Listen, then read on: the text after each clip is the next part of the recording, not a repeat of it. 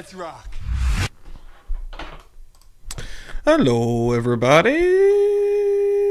What's going on? Thought we would come in and do a little bit of a murder church since we missed murder church yesterday morning.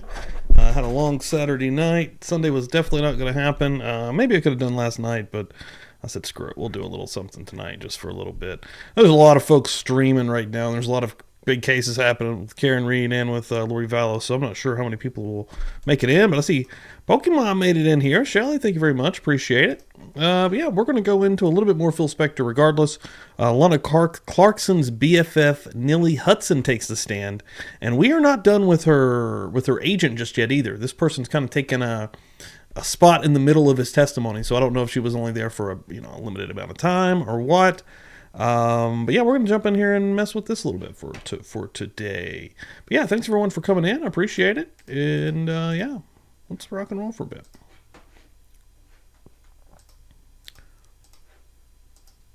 See how far we can get through this. This is pretty long. Almost 2 hours. I don't know if I'll make it that long. We'll see. Before this court shall be the truth, the whole truth, and nothing but the truth, so help you God. I do. Thank you. Please state and spell your first and last name for the record. Neely Hudson. Spell your name, please. Nilihudson. Thank you. You may proceed. Did you want my middle initial? Shira S. Hudson. Spell it. Shira. Thank you. You may proceed. Thank you, Your Honor. Good afternoon, Miss Hudson. Good afternoon. Thank you for coming. I understand you have a trip later on today. Is that correct? I do. Okay. Where the hell you going, Miss Hudson? I'm a realtor. And what company do you work for? Coldwell Banker. How long have you had that job? 21 years. Thanks, Miss Dana, giving us a 20, share. 21 years ago or more, did you know a person by the name of Lana Clarkson? I do and did. Okay. Your Honor, I'm going to mark a number of exhibits here. The next one is, I God, believe, fajitas already? For real? It's a photograph of this hell? witness and Miss Clarkson. Your next one is 178. Thank you. May that be so, Mark? Yes. Hopefully that I'd fixes her like up. you to look up here at the screen. Do you sweet. recognize the folks in that one? I do. Okay, tell us. That's Lana and myself, and I believe we are in Palm Damn. Springs at the Chart House Restaurant. When was that? That would be when, roughly around age of 18 for me and 19 for her. Damn. And when that photograph was taken at the Chart House, was that the beginning of your friendship with Lana Clarkson? Yeah, I'm sorry. Did you ask for year and I gave you Yeah. age? Yeah, I'm sorry. That's okay. That would be probably around 1981, 82. Is that when you first met Lana Clarkson or shortly after? It is. Okay. Early You 80s, were baby. 18, she was 19. Correct. You started a friendship? Yes. How long did that friendship last? Until her death. Until February 3rd, 2003, correct? Correct. In fact, you saw her just the day before, really, I on did. February 2nd. Isn't that correct? Yes. We'll talk about that. Hey, in a thanks few for that- moments. I'd that like share, you to look Shelley. I at another appreciate that. photograph here, Your Honor, may be marked as People's 179. Yes. No. Just one minute.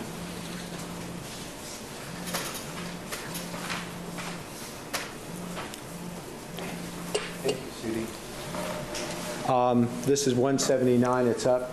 Do you recognize this photograph? I do. Again, you and Lana Clarkson, correct? Correct. Can you give us an approximate date of this What's up, photograph? Disney nerd? Welcome in here. 98, 99. Appreciate you popping maybe. in. Okay. And so, as you've told us, your friendship spanned at that time from the first photograph in the very early 80s until On a February Monday, 2003. no Is less. that right? Correct. How did you meet Lana Clarkson and how did your Monday friendship night murder There was church. a group of fellows that had a band, and a number of the band members lived in a house on Beverly Glen in Bel Air, and I was good friends with them, one of them being a former boyfriend.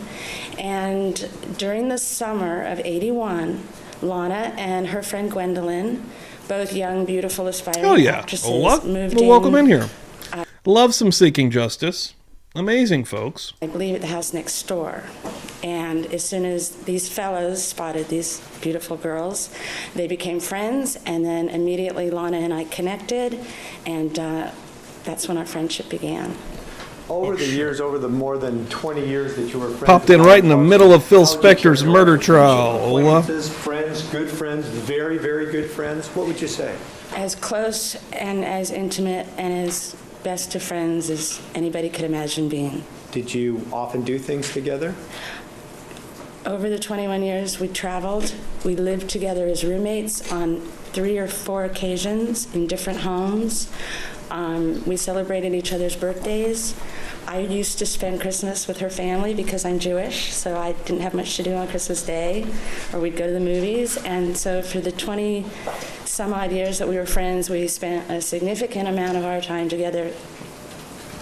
Now, you mentioned in an earlier answer that when you first met her, she was a young and aspiring actor. Is that correct? Correct. And Hell yeah. you were just about to start in the real estate business? At the time, my mother had a quite successful clothing store, and Lana actually did some modeling for her at the time. So I started my real estate career when I was about 21, a couple years later. Okay. And although those would at first impression seem to be different, very different type of careers, real estate and acting, did you and Lana through the years find some common ground that your careers presented some of the same challenges? It was really quite remarkable because the parallels between our businesses were far more than anyone would imagine. We had to get out there every day and pound the pavement. I was selling myself as a realtor and selling homes, and she was selling herself as an actress and a performer. And we both got rejection, and we both lived check to check.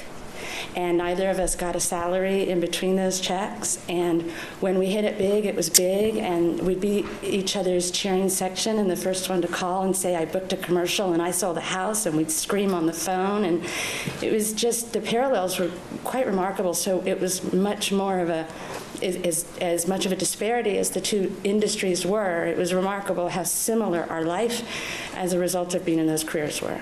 Our experiences. So there were ups and downs in both real estate, whether you sell a building or sell a house, and ups and downs in getting an acting job, correct? Absolutely. And you shared those. Absolutely.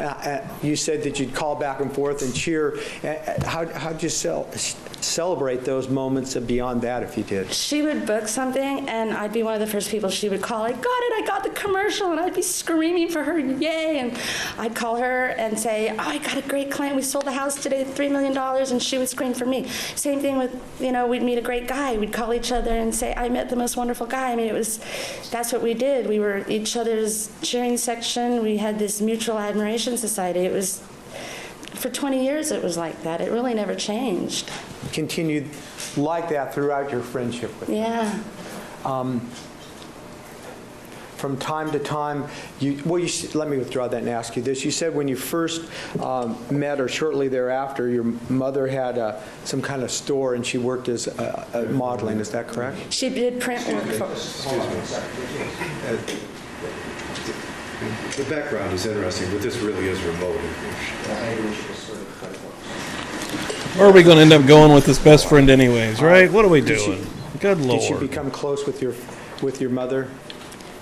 Was Lana close with my mother? Oh, interesting. Absolutely. She even lived with my mother when I no longer lived in the house. I've seen some interviews with him, but that's Did you interesting. view Lana's family during this period of time? Did I what her family? View her as family? She was my family, and I believe I was a part of her family. During the early years that you've talked about and sharing successes, do you recall Lana getting any particular jobs or commercials or national campaigns that she cheered? Things that happened in 1980 really aren't relevant to what happened in 2003. Are we going to move it forward? Soon. I'll allow this question, but let's go with the point. All right. Just a couple of questions. I'll certainly refrain if the court indicates it. Please tell us just a couple of them. Watching Lana was remarkable in that, in the beginning, she was getting on a bus. This doesn't appear to be responsible. She hasn't said anything yet. Well, but here's not going to be going directly. It's not going directly, asking the question directly, so if you'd ask the question again. All right. Respond. Tell us about a few of the national campaigns that you and Lana celebrate as a result of her success in her business. In the more recent years, prior to Lana passing away, she true. started booking some remarkable... I've been meaning to play the Netflix thing for literally a year since I basically started this. But that would be cool. cool little detour. Go deeper into Phil Spector. It actually probably fit perfect into the 60s stuff I'm already doing. You know, I'm doing like Manson-related stuff, but this stuff really blends right in. National commercials. Like?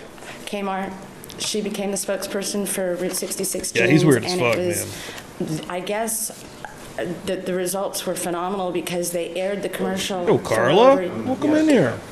Anything that witnesses guess about generally respected officials about Advocate Foundation. Saying that the jury's must disregard that part of the answer.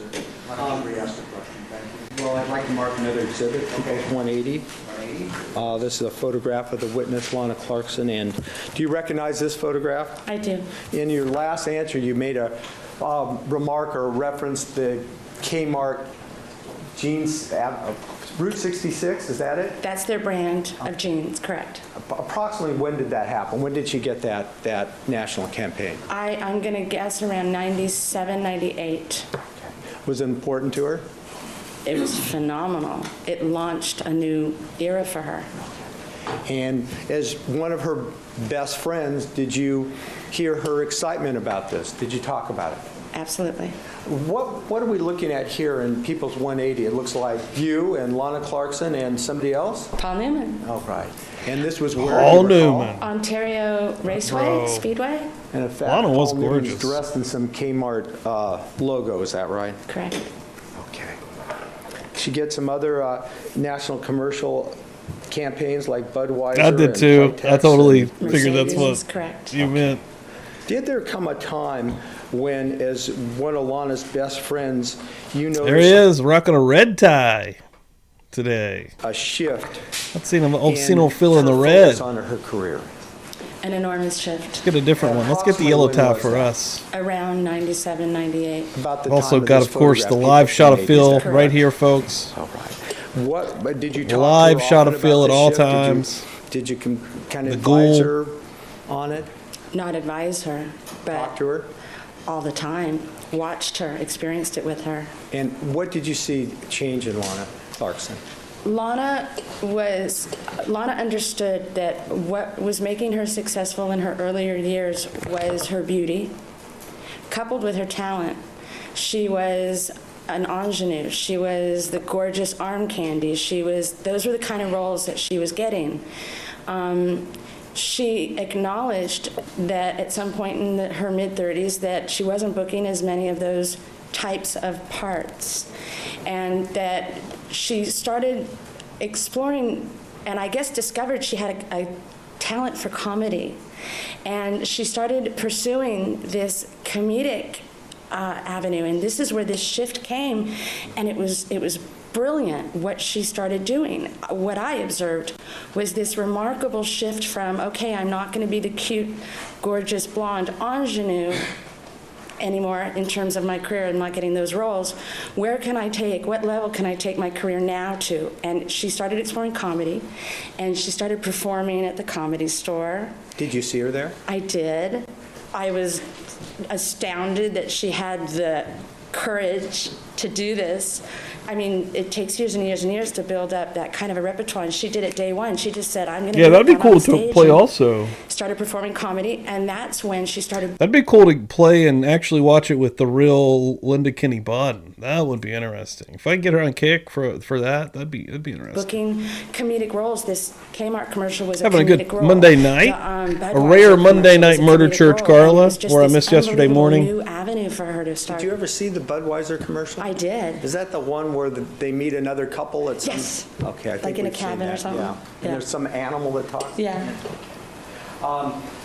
Let me ask you, this time that you're now talking about, in fact, throughout your friendship with Lana Clarkson, was she driven with respect to her career? Did she care about it deeply, Remarkably. as you did, Astoundingly. as you did for your real estate career? You had to. And you shared that and talked about that. Absolutely. And so she made a shift or a change. God in heaven, focus don't on let her Rosen career about cross that this time lady. That you've talked about, correct? Yes. But you were close with her on other levels, is that right? Her personal life level? Is Very that much right? so. Was there a shift about the same time in her personal life? A big shift. And could you explain that for us, please?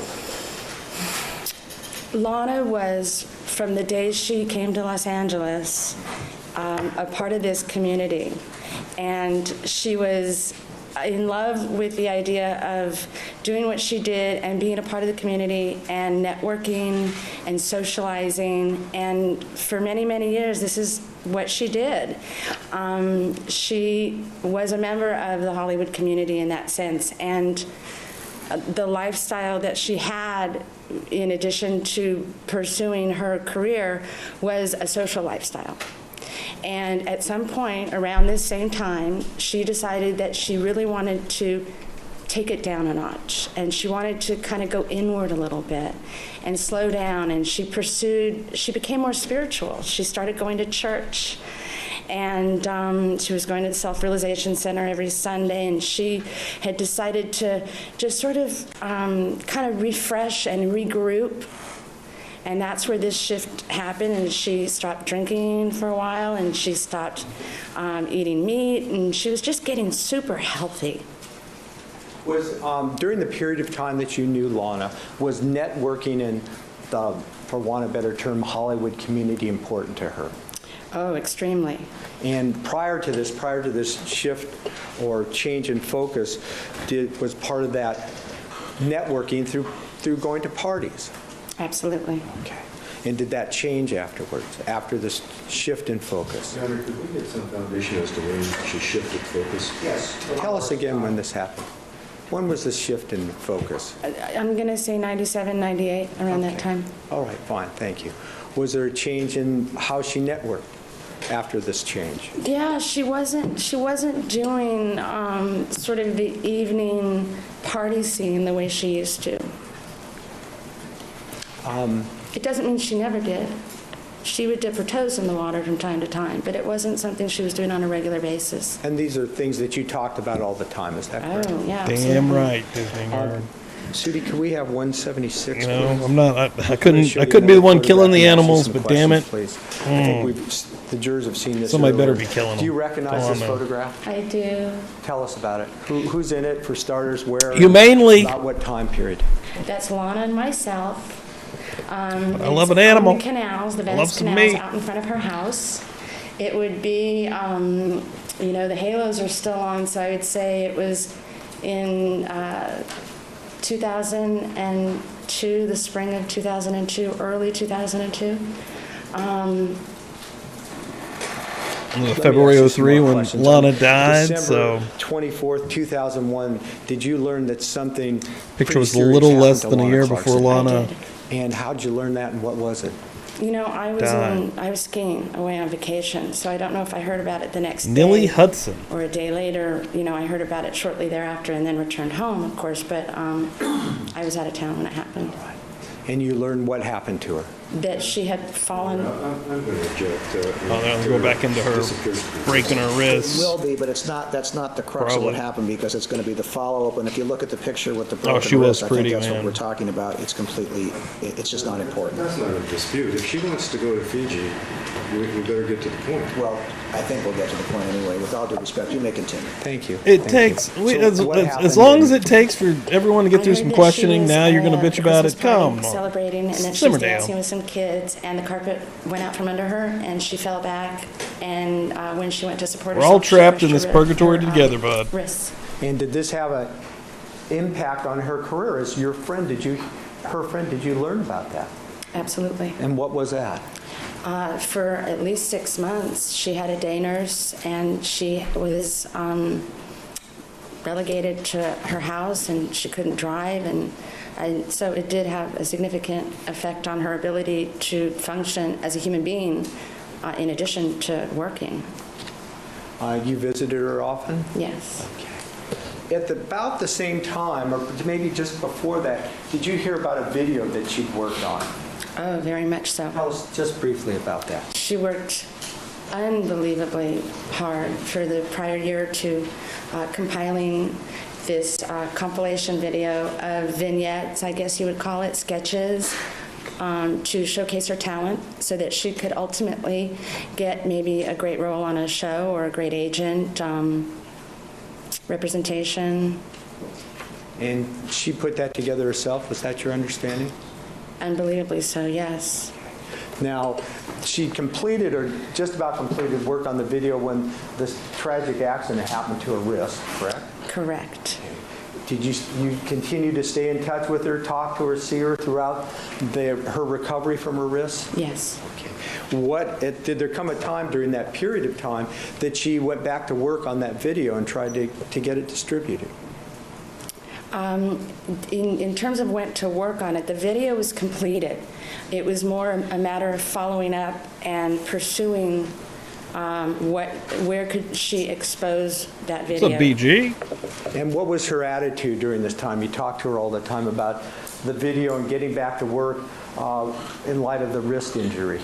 It was a tough time because she was frustrated that she couldn't do anything, but she was certainly looking forward to the day that she could get back out there and follow up with the packages that she had delivered and deliver new ones out. And, it's a rotating industry and there's new people coming in all the time. So she was looking forward to getting back out there and promoting it. And I think you said this photograph that we're looking at, People's 176, was probably taken in sometime of the spring of 2002. Is that right? Correct. As the year 2002 went on towards summer and then fall, did she begin to recover from this injury and start working again or trying to work again? God, that would suck. And could you tell us, based Double on broken your wrist, contact with dude? her attitudes towards going back to work? Was she upbeat or down about it? Was she excited or depressed about it? No, absolutely. Who, this lady? She was frustrated. She wanted to be working that whole year. She wanted to be doing her craft. But she couldn't, so she was very excited to move forward. So by the end of the year 2002, what was her attitude toward getting back to work and life in general? She was excited. I mean, she was happy. She was like she had always been, which was hardworking, tenacious, self-starter. It was what she'd always been, which was somebody that got up every morning without anybody telling them to and went out to make a success of her life. And during the end of 2002, would you characterize her attitude as being optimistic or pessimistic? Optimistic. Why? Why do you say that? Because she was getting healthy, because she was feeling strong, because, she was ushering in a new period. What's up, Oasis? During that period of time that we're now talking about, until her death, until she was killed, did you ever hear her talk about suicide in any way or ending her life? Did you ever hear anything like that? It's absurd. It's absolutely absurd. And you talked to... Excuse me. That didn't answer the question. Would that be strictly addressed? That is interesting, though, that her BFF would say that. I mean, I don't know, if people that often kill themselves really... I mean, people, reach out for help in different types of ways, but a lot of times they don't come out and just say, hey, I'm thinking about doing this. So, but still, that is an interesting answer. Carla, Ohio, gifted out a membership. Thank you, Carla. I appreciate that. Fuck yeah. Let me give you a love here. Hold on. Hold the horses. Welcome to the party, pal. First of all, for BGOG. Hell yeah. And, yeah, thank you so much. That also, let me do a quick plug, because that also gets BGOG into the book club tomorrow. Thank you so much for doing that. Tomorrow night, Carla's in there as well, of course. Tomorrow night, immediately after Murder Church tomorrow night, we're going to have the book club, usually about 9:30ish or so.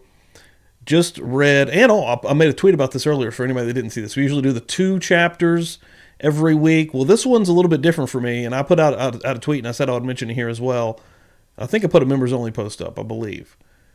Only read Chapter 9 this week. And if you have already read Chapter 9 and 10, I apologize. But then we'll go into 10 and 11, 12 and 13. But this one for me is a little bit weird. The way I listen to this is actually through someone that's reading it on YouTube, that's reading it from the book, and they've got it in different sections. I'm not exactly sure. Usually they're doing 2 at a time. That's how I'm reading it. So I'm not exactly sure when 10 ends and 11 starts. So we're just doing 9. We're just doing 9 this week.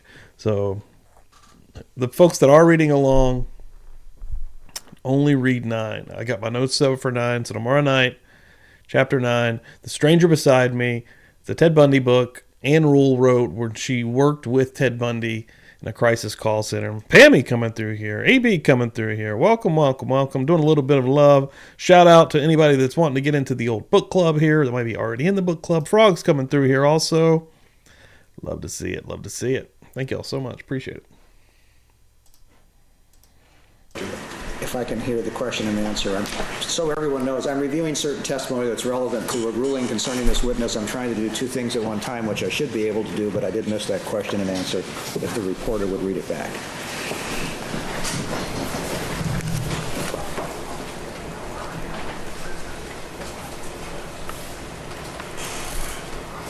Question, during that period of time that we are now talking about until her death, until It's our she first book too. The book club did just start, so. was killed, did you ever hear her talk about suicide in any way, or Hey, the replays are up ending too, her Pammy. life? Did you ever hear her Those say replays should anything catch you like- up pretty well also, because they're pretty thorough. I get some pretty detailed notes and read those out every episode, Pammy. So watch the replays on those. Like They should that. help you out. Thank you. The comments of the witness are stricken. It was not directly responsive to your question. You can ask the question again. During the period of time we're now talking about, did you ever hear Lana talk about suicide, or whoa. committing suicide, or ending her life in any way? Absolutely not. Did she ever mention anything like that? Absolutely not. How did she view life during this period of time, the 2002 into the early part of 2000? Quick shot of this lady right now, thanks to Shelly coming through here. Ba-boom, ba-boom. She was doing some kind of something called La La Land. Maybe it was for Lana Clarkson. I don't know. I'm not sure if it was because of the murder or just because of Lana in general, but boom. And Shelly said she's still in the real estate game. 2003. How did she view life, generally speaking? Yes, and her career. This is going to call for conclusion. I think it's asking for statements as opposed to her state of mind. Thank you, Well, it Gabby. is asking for a conclusion. If the question asks for statements, given the parameters, that would not be objection. Perhaps I interpreted it in a different way, so as long as, can you tell us any comments she made concerning what the question was, about how she felt, and things that she told her, statements that she made? Statements that Lana made. Yeah, about her life and about her career. Was she upbeat or not? She was upbeat. She was going out on auditions. She was working. She was talking to people. She was making calls. She was doing what an aspiring... This is still not responsive. Are these things that she told you? Absolutely. All right, the object. Why don't we have quotes from the witness so we can tell the difference between what's being said and what the witness is concluding it means? Well, you know what? If you want to do You it, know what? If you want to get up and fight me right fucking now, huh? Judge Dowhard has no problem, bud. Huh? Keep running your mouth. Keep running it. Yippee-ki-yay, motherfucker. down statement by statement. It's getting a bit broad, so we're going to have these objections, and I'm going to have to rule on them, and we're going to be just going slowly. Okay? What did Lana tell you about how she viewed her career? How and much her slower can we opportunities go? At the end of 2002 How much into slower can we go? 2003? How Lana much truly lower can we believed go? that she had great opportunities awaiting her. How did she view her life in general? Was she upbeat or not? She was upbeat. Did there come a time in early 2003 that you learned that she took a job at the House of Blues? Did there come a time she took a job? Yes, that you learned of that? She did. Did she talk to you about it before she took that job? She did. What did she say to you about it? She said that she had made a decision, that she was really tired of struggling financially, and that she had made a decision, although it was hard, she was feeling good about the decision to take a corporate job. And she told me that the job that she was taking, she had chosen because of a number of different reasons. What were those reasons? One, it was in the evening, which would enable her to be available during the day to go out on calls and auditions. Pursue her acting career. Correct. It also, she was really excited and really proud about the fact that, about the fact that the House of Blues had never had a woman in this position, and that they felt strongly enough about her that they wanted to offer her this position. And so she Couldn't took a lot imagine of pride in that. presiding She felt over that it would anything be like, I mean, a anything, nice, but venue This one. because of the caliber of people that would be there, and that she could do a little bit of, the kind of networking and reconnecting with people that she hadn't seen in a long time because she'd been homebound with her injury. So she was very upbeat. Certainly, she didn't want to have to go take a job. She wanted to be a full-time working actress, but she was really taking responsibility with her life, and she wanted to take care of business, so she got a job. You mentioned in an earlier answer that before this kind of focus or career shift in the late 90s that she used to network by going out to parties and the like. Correct. And that changed. Is that Correct. correct? Did she say to you with respect to the House of Blues job that she thought this was an opportunity to network and meet people that might help her in the industry? Yosemite. Correct. What did she say about that? Exactly what I said a moment ago, which was that she thought she could reconnect with a lot of people that she That's what hadn't her seen in agent a said, long too. time. And, running into producers and running into She writers thought- and running into directors, and This sounds like it's no longer a quote, and it sounds like it's now an interpretation. Is this what she told you, or is this what you're interpreting? it would be part of our conversations. It's part of the conversation. It may come in. Why don't we have it? Baby. Amber, I'm drinking a devil's backbone, baby. Well, I don't think the witness has to tell, Mr. Brunon, I agree that it's appropriate to Vienna Lager. ask the witness to make Go sure to that the Lager. statements are coming from Ms. Clarkson, and it is not an interpretation. I asked the witness, is this what she said to you? She says, yes, it's part of the conversation. It just doesn't sound like a conversation, Your Honor. Oh, my God. I'm thinking it's a conclusion on her part. Well, I've indicated to her to testify to the statements, and if you want to go into it, or whoever's going to do it, when you get around to cross, but I've asked the witness not to do that. She's indicated she's going to give us the conversation. I'm sorry what it sounds like, but the witness is under basically my direction. Just give us Ms. Clarkson's statements, and now we may proceed. Okay. Did you finish your answer? Where was I? We were talking about, I think you were talking about what Lana told you with respect to working at the House of Blues and her opportunity to network, meet people in the industry like Nice. directors and producers, and I think that's where you left off. That's it. What's everybody drinking thank in the you. chat? Anybody got some drinks? During 2002 Probably nothings. into 2003. Friday, until- on Thrill Friday, we was until talking about Lana heroin. Clarkson was killed. Did you continue to talk with her and see her from time to time? I did. You can still consider yourselves to be close friends. Best of friends. Best of friends? Best friends. Did you ever hear of a person by the name of Jennifer Hayes during that period of time, say 2001, 2002, into 2003? In passing, once or twice. Once or twice from Lana Clarkson. Correct. Was there what did she say? Was this Jennifer Hayes a best friend of hers too? No. What Yeah. I recall, and the Yeah, it's not only that thing far from- recall well, I think it's a was few I'm hours going to away, help but Jennifer it's in with Virginia. her It ain't that kids. far. And I kind of went, Jennifer? Yeah, Jennifer. I didn't know who Jennifer was. Did you ever meet Jennifer? I never met Jennifer. Okay. And you spent a lot of time with Lana Clarkson. I never met Jennifer ever at any one of Lana's events. For example, did you attend birthday parties for her? Every birthday party. Every one of Lana Clarkson's birthday parties from the time you met her, you attended. I couldn't say with absolute certainty in case Hell I might yeah. have been out of town one of those years, but for the most part, Amber coming in yes. hot. Do you ever see Jennifer Hayes there? Fireball. Let me ask you about February 2nd, 2003. Do you remember that day specifically? I do. Okay. Yes, Abby. Thanks for hanging. During the day, Had a did lot you of head off competition to Venice tonight. Beach? I did. Did you go with someone else? I did. Who was that? There's a lot of shit going on in Marion true Attack. crime, though. Pardon? Marion Natak, A friend of yours? a very good friend. About what time did you head off to Venice Beach? Midday, noon to 2-ish, somewhere in there. And you knew at that time where Lana Clarkson lived. I did. Where? On the canals in Venice. In Venice Beach. Yes, Not far from the beach, actually. correct. That's how I feel On most the way to days. the beach with your friend that day, February 2nd of 2003. Micah. Did you make a call to Lana Clarkson? Also, welcome the hell What in here. happened? I called Lana and I said, hey, girlfriend, we're on our way down to the beach to go rollerblading. Grab your bike. Let's go out. It's a beautiful day. Come join us. She didn't answer the phone. I left her a message. So you didn't actually talk to her at that point. You called, her answering machine answered, and you left that message Yes, saying, we're on the way, it's a great day, meet us. yes. So after you made that call, left that message, did you go to her house? I went to her house because Lana gave me an open invitation. Excuse me, Yes. no longer responsive. She went to the house, yes. Now ask your next What question. happened then? I parked in her driveway. Was that your Go practice Brooklyn. when you went to the beach? Yes, I had an open invitation to park there whenever I wanted to go down to the beach. So you called her, left the message, drove Let's to her go. house, parked her in her parking spot. What happened then?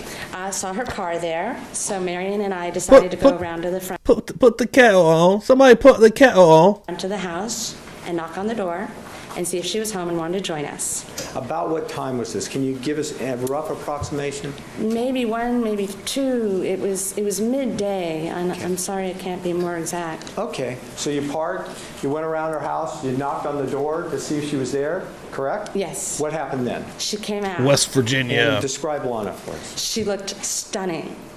I will never forget how gorgeous she looked that day. She had It is lights unusual for a and She was Monday. dolled up and Where I missed yesterday morning and all day yesterday I wanted to come in here. she looked beautiful. Okay. Did you repeat any part of your phone message? Yeah, I said, why don't you come out with us for a while? And she said she could not. What did she tell you she was going to do? She said that she was going to work later that evening, but that she was leaving shortly to go meet with her mom to go shopping. For what? Do you recall? Shoes. Shoes? Okay. Did she tell you why she needed the shoes or why she was going to buy the shoes? I knew from previous conversations. See, from previous conversations, She bailed it out. Oh, Your Honor, I object. Yeah. The editorial comments. I honestly think, Mr. Dixon, I appreciate that Mr. Brunon was just making a joke. It's not the terminology he used. Okay. He indicated that his objection would have been inappropriate. So I don't think it means what you thought it meant. Okay? Thank you. Please, do you remember my question? She had told me previously that her feet were hurting her a lot because she didn't have any flat shoes. So she was shopping for shoes that afternoon with her mom before she went to work. When she told you her It's feet were bothering it's been her, kind of gloomy today. Saturday that was was a result of gorgeous. what? Woo. Standing on them in the evening, Whew. like she... Like 80. She wasn't used to standing Nice. on I her was feet doing a for lot of extended porch sitting. periods of time like that, in her high heels. At the House of Blues job? Correct. Did you in fact talk to her after she started at the House of Blues? Absolutely. Because you told us that you talked to her before when she decided to take the job. Yes. And once you started working at the House of Blues, did you have a Is conversation it? or conversations with her Was about it? how That's it was amazing. going? Yes. Put the And kettle did on. Lana Clarkson tell you about how things were going? I watch a lot of British TV. Right now, I'm rewatching Ideal, which is like from 2005, 2000. I think it went to like 2011. I'm about to get back. I just finished season 2, get into season 3. It's fucking the best show. It's pretty crazy. It's a wild show, but it's really well written. But it's hilarious. But it's about a weed dealer. It's really good. I don't know if you've ever checked that out before.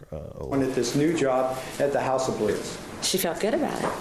She was happy with it, She was happy with it. except for the feet. Except for the Got any feet. gear? And that's why when you went to ask I'm on her probation. to go out to the beach with you, she said Are she you was all meeting her right? mother to go buy shoes. Correct. And then going off to the House of Blues. Yeah. And that's the last time you saw her, correct? Yeah. Your Honor, I think we've arrived at that You spot. may approach. I'm ready to rule on that. Thank you.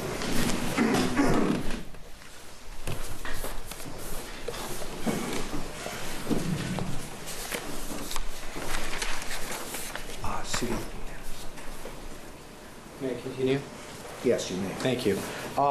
Inviting your attention to, say, from 2000 on until Lana Clarkson's death. Did you know a person who was known by the name of Pumpkin Pie? I did. How did you meet that person? Socially at one of Pumpkin's events in probably Oh the man, early old 90s. Pumpkin, we'd fucking go down and party all night long with Pumpkin. I tell you right now, shit, Pumpkin had what you needed to. Shit. My God. Pumpkin had that white, he had that girl, huh? Had a little bit of snow, a little bit of that nose candy for you. She could have to lit it up, baby. We used to rule the streets, all three of us. Whew. Pumpkin. I'll tell you, I got some Pumpkin stories. And did you continue to, once in a while, see her? Tell us how you saw Pumpkin Pie. Randomly. Okay. Did you Pumpkin pie. sometimes or often see her in the company of Lana Clarkson? I think pumpkin pie makes it Only back in to the company of stand. Lana. So when you saw Pumpkin Pie, she was with Lana. What's up? When I saw Pumpkin Pie, I was with Lana. Okay. Were they often when you saw Pumpkin Pie, was she at these, Yeah. for want of a better term, kind of rock and roll events? Mostly. Okay. Now, may I approach, Your Honor? I have a couple exhibits here, a card and a letter. May that be marked as, I think, 181 and 182? Yes, the letter would be 181, the card would be 182. And we're going to also mark these for the computer and put them up on the screen. Do you want Okay. different markings? No. 181A and 181B? Oh, you mean as separate exhibits solely for the purpose of showing them on the screen? No, only if they asking- match, don't mark them as exhibits. You can use a different All right, fine. item to, if it, All right. that's what the computer will use, that's fine. Now, before you do that, I think this is the appropriate time to admonish the jury. And if you'll bring it to me, I want to, because I'm going to be very specific about what I'm admonishing them.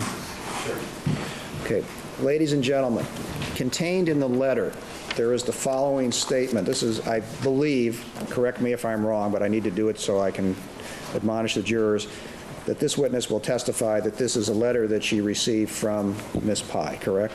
Yes. Okay. And it was written, Oh, this is going to be spicy. This letter's going to be Around New Year's crazy. 2000. It's Is that going to be correct? nuts. it's Yeah. The dated. card is dated that the letter came in. Okay. Unless it's December after of Lana, it's 03. just really sad. December It's of about Lana's 03. death. Now. If it's my during the honor- heyday, oh shit. Contained in this letter, at the bottom of the first paragraph is the following. She's speaking of Miss Clarkson. She says, "My Lana, my best friend, my right arm, my inseparable sister, was violently and abruptly taken from me at Hold on. the hands of Okay, Phil never mind. Spector, February It's 3rd, set. 2003. This statement may be received by you only for a very limited purpose. Obviously, Miss Pye's belief as to what, at this time when she wrote the letter, as to what Mr. Spector did or did not do is not relevant by itself. You're here to decide guilt or innocence. It isn't important what Miss Pye thinks, only to the extent Miss that Pye. during this trial, during That's what old Miss recross-examination Pye by Mr. thinks. Jackson, she was asked a very I'm sorry, Mr. Jackson. Ooh, that's what Miss Pye thinks. specific set of questions about whether she ever made a statement at a wedding to an individual, and that statement was, that bastard, referring to Mr. Spector, should fry for what he did to Lana. I may be paraphrasing, but that's obviously the import of the statement. Dude, it said Her nothing answer like was- that. Let me just read that. Oh, actually, okay, my bad. That's what I want. At times, she had problems with her memory. Eventually, she said, "I wouldn't have said that because I've never believed it." To the extent that this statement may or may not impeach Ms. Pye's testimony, that's the only reason. God, he does you have a may lot of consider it, freaking paperwork on receive his it, or desk, doesn't discuss he? it at any time. He's about to be buried up All in right, it. You may proceed. Thank you, Your Honor. May I? Yes.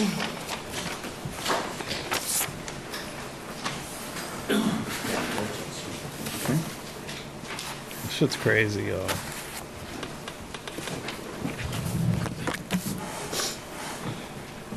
Ma'am, I placed before you two exhibits. One, as I I recall, do that all the time, Pam. You always a card have. marked 182 and a letter marked Yo, 181. Jen. You've seen those items before, correct? I have, In fact, you brought those today. didn't you? correct. Welcome in here. Do you have a habit and custom of keeping just about every card you've ever received? Brooklyn. You would not believe it. All right. Throwing up Junior them high school. thumbs. And so you brought those to court with you Dude. today, is that correct? I did. He's doing it on the witness side because he's gonna have to keep making decisions, but he don't want to see them anymore. He's like, I'm tired of looking at these motherfuckers. Let's first turn our attention to the card 182. Miss Wild Do you Pie, recognize that please. and why? I do, because I received it from Pumpkin Pie, And we put it up here on the board. You received it when? December of '03. And it also has an inside portion. I don't know if there we go. It's now up on the screen. Do you see that? And it says a number of markings in pie and red at the bottom, correct? You know what those mean, right? It's abbreviations, hope you are well. Oh, It does mean something. thank you. And And it's peace, love, and you in '04. And it's addressed to whom? Address Dearest Neely, that would be me. All right. And it has a date on it, correct? Correct. Okay. And inside that holiday greeting card from December 2003, this was some 10 months or so after Lana Clarkson's death, correct? Correct. Was there a letter inside? Yes. And let's turn our attention to that. That's 181. Actually, it's two-sided, correct? Correct. We're looking first now at the front side. And at the top of this, it has a photograph of Lana Clarkson, the top right left-hand corner, correct? Yes. Okay. And we can't quite see. Maybe, Sudie, can we highlight the other part there? The other written part? Thank you. And the top right portion of the card is exactly this, correct? Correct. In celebration of a life and lovely memory of Lana Jean Clarkson. Again, that you received this in December 2003, is that right? Correct. Okay, and let's go back to the letter in full, please, Sudie. There are a number of other writings on the card and photographs, correct? Correct. Some of them including who? Pumpkin Pie? Yes, that would be Pumpkin Pie and her kitties. And her cats. Now, the other side of the letter, if we turn that over, and can we do that, contains what is somewhat common during the holiday season, kind of a letter to, a generic letter to everyone who's getting the card, correct? Correct. All right. And could we highlight the top paragraph, please?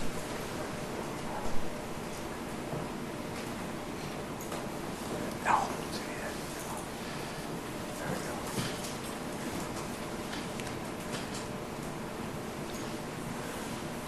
All right. And again, this letter, both front and back, was inside the card that we looked at, the card 182. Ain't like we can read it. That's correct. And you have Ain't a like copy I of this, can in read fact, the anything, original in bruh. front of you, is that right? That is correct. Would you please read to us that first paragraph? The entire first paragraph? Yes, please. Can I get my glasses? Sure, I need mine. So.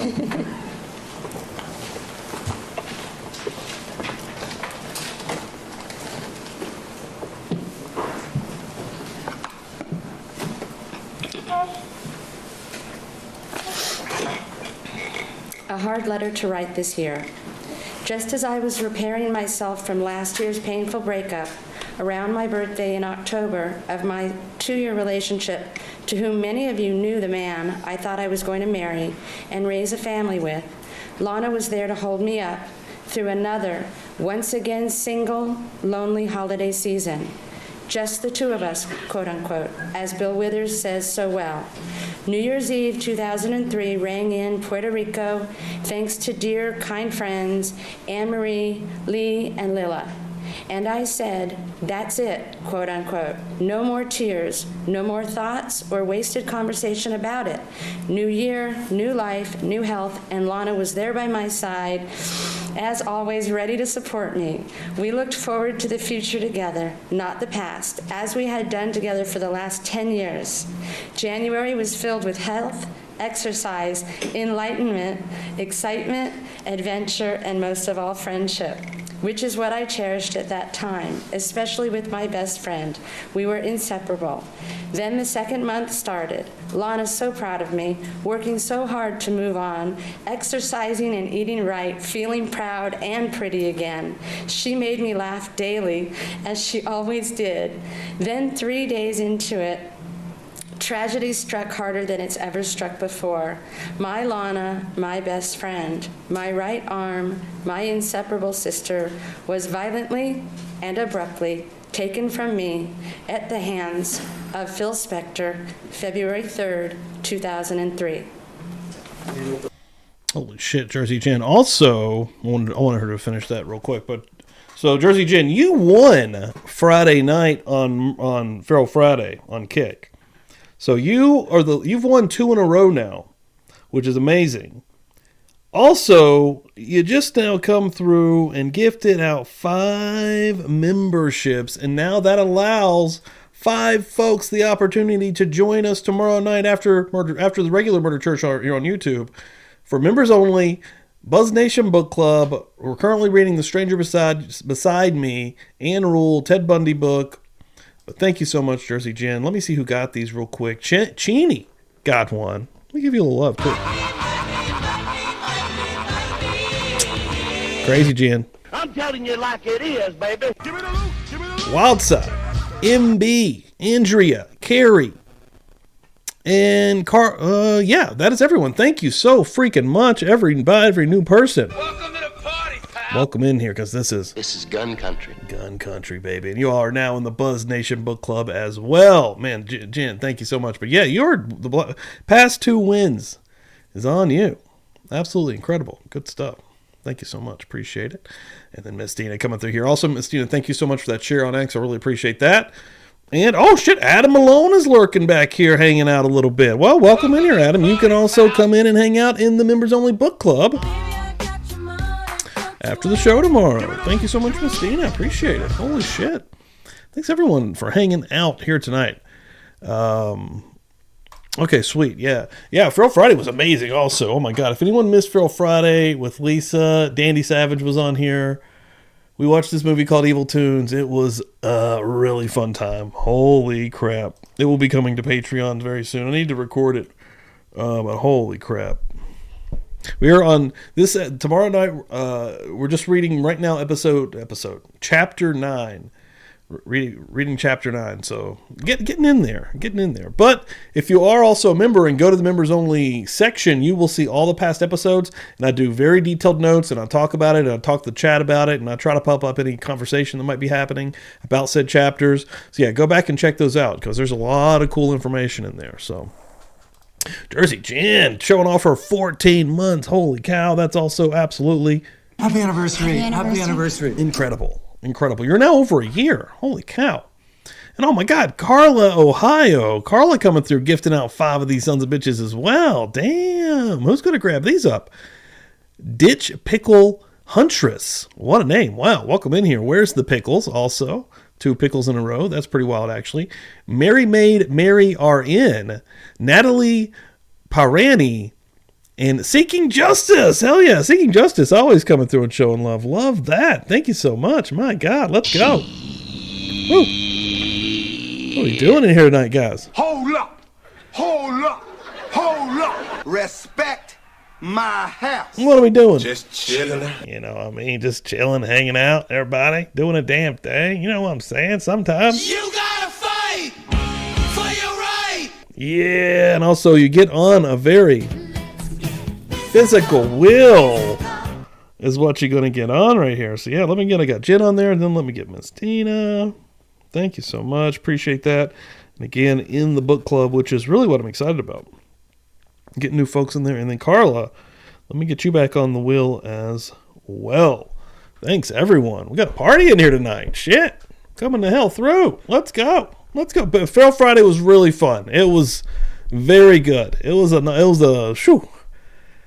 Woo! Yeah, it was so good. I didn't even make it to church yesterday morning. On that side, People's 181, it's signed all my level. Thank you all so much. Appreciate that. Or pi, correct? That's correct. Thank you. Nothing further at this time. This is true. Do you want to go ahead and do your cross, or do you want to take a short recess? I go deep. I do very detailed, as I'm listening to this, very detailed notes about the chapters. All right, ladies and gentlemen, we can try to keep it to 10 minutes. I know that depends upon bathroom availability, but keep in mind the admonition, 10 minutes. Yeah, I'm stoked about the book club. Are we good to go?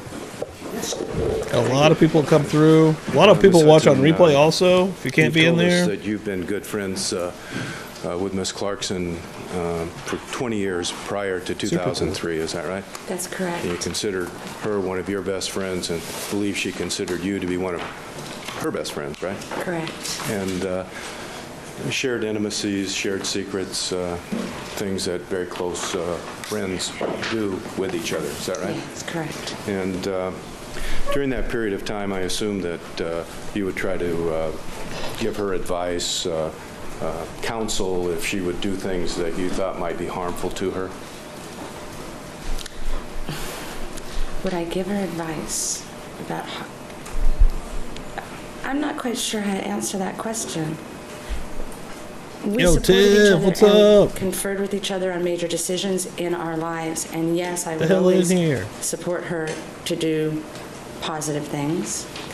Well, there was a time where you felt that she was drinking more than she should, right? Oh, no, I never said that.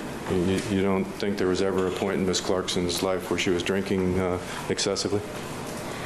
I never observed a period of time where Lana was drinking excessively.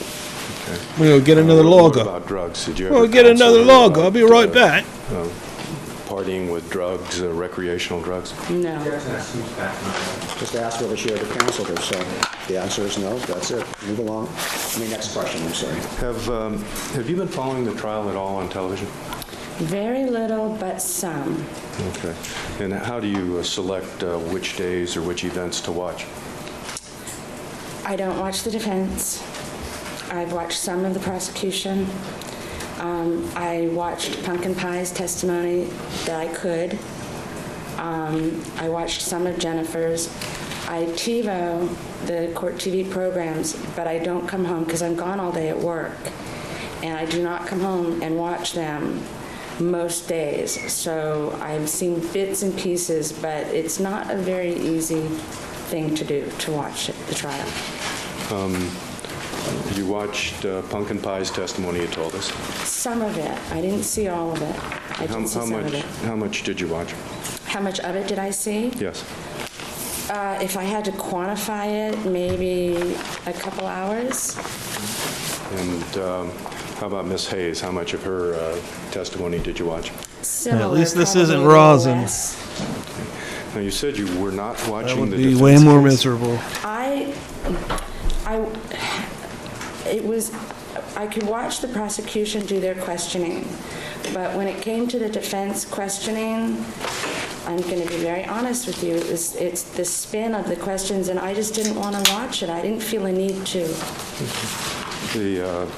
Your point of view is that Mr. Spector is guilty, right? My point of view Yeah.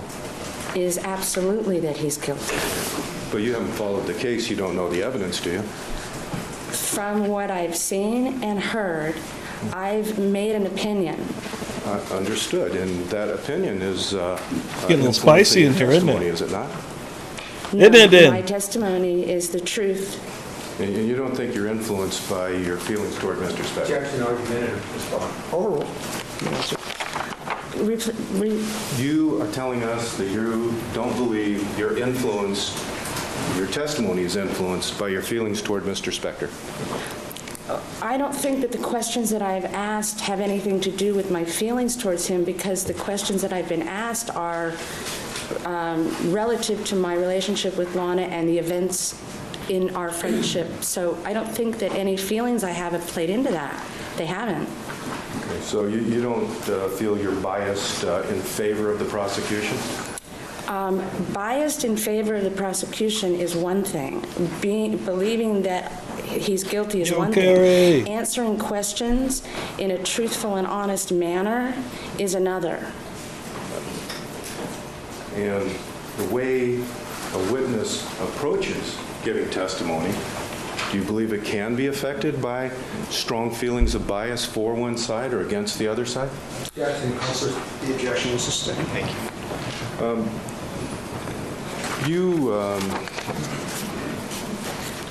You're not here to protect the memory of Lana Clarkson, are you? Protect her memory? Yes, protect her memory. What's that mean? Okay. Now, you said that at some point in Miss Clarkson's life, she had kind of a change of lifestyle. She drank less, she partied less, et cetera. Is that right? That's correct.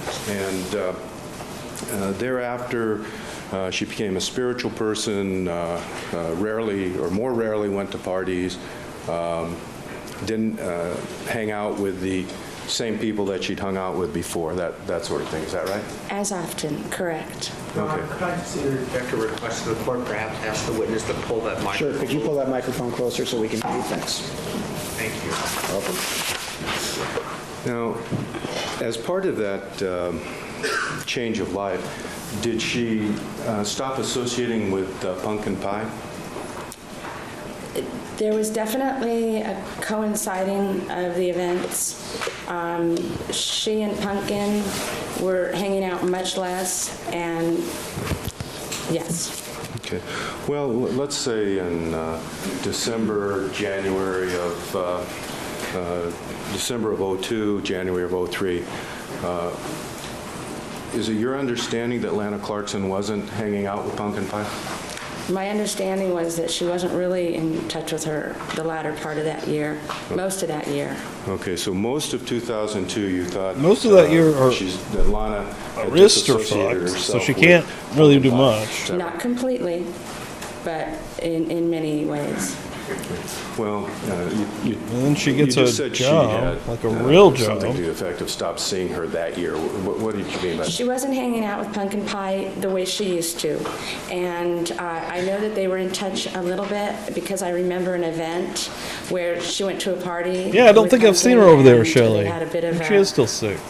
a confrontation. Keep my eye Something peeled happened for at the next party, time and they I couldn't tell you. span It was the that camera year, over there.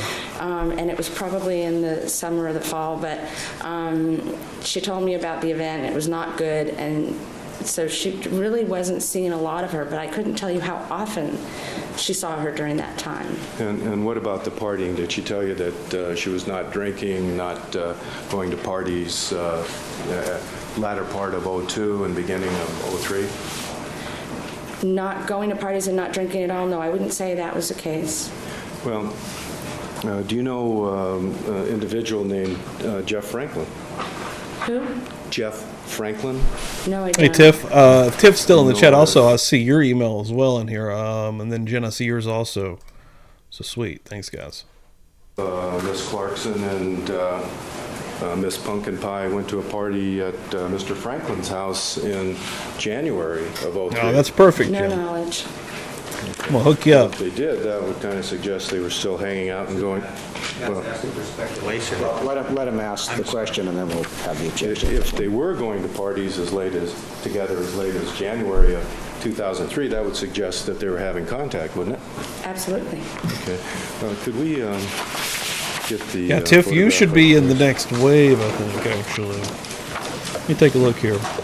I have an exhibit. It's Yeah, previously yeah, been yeah. marked You will into the be... 7.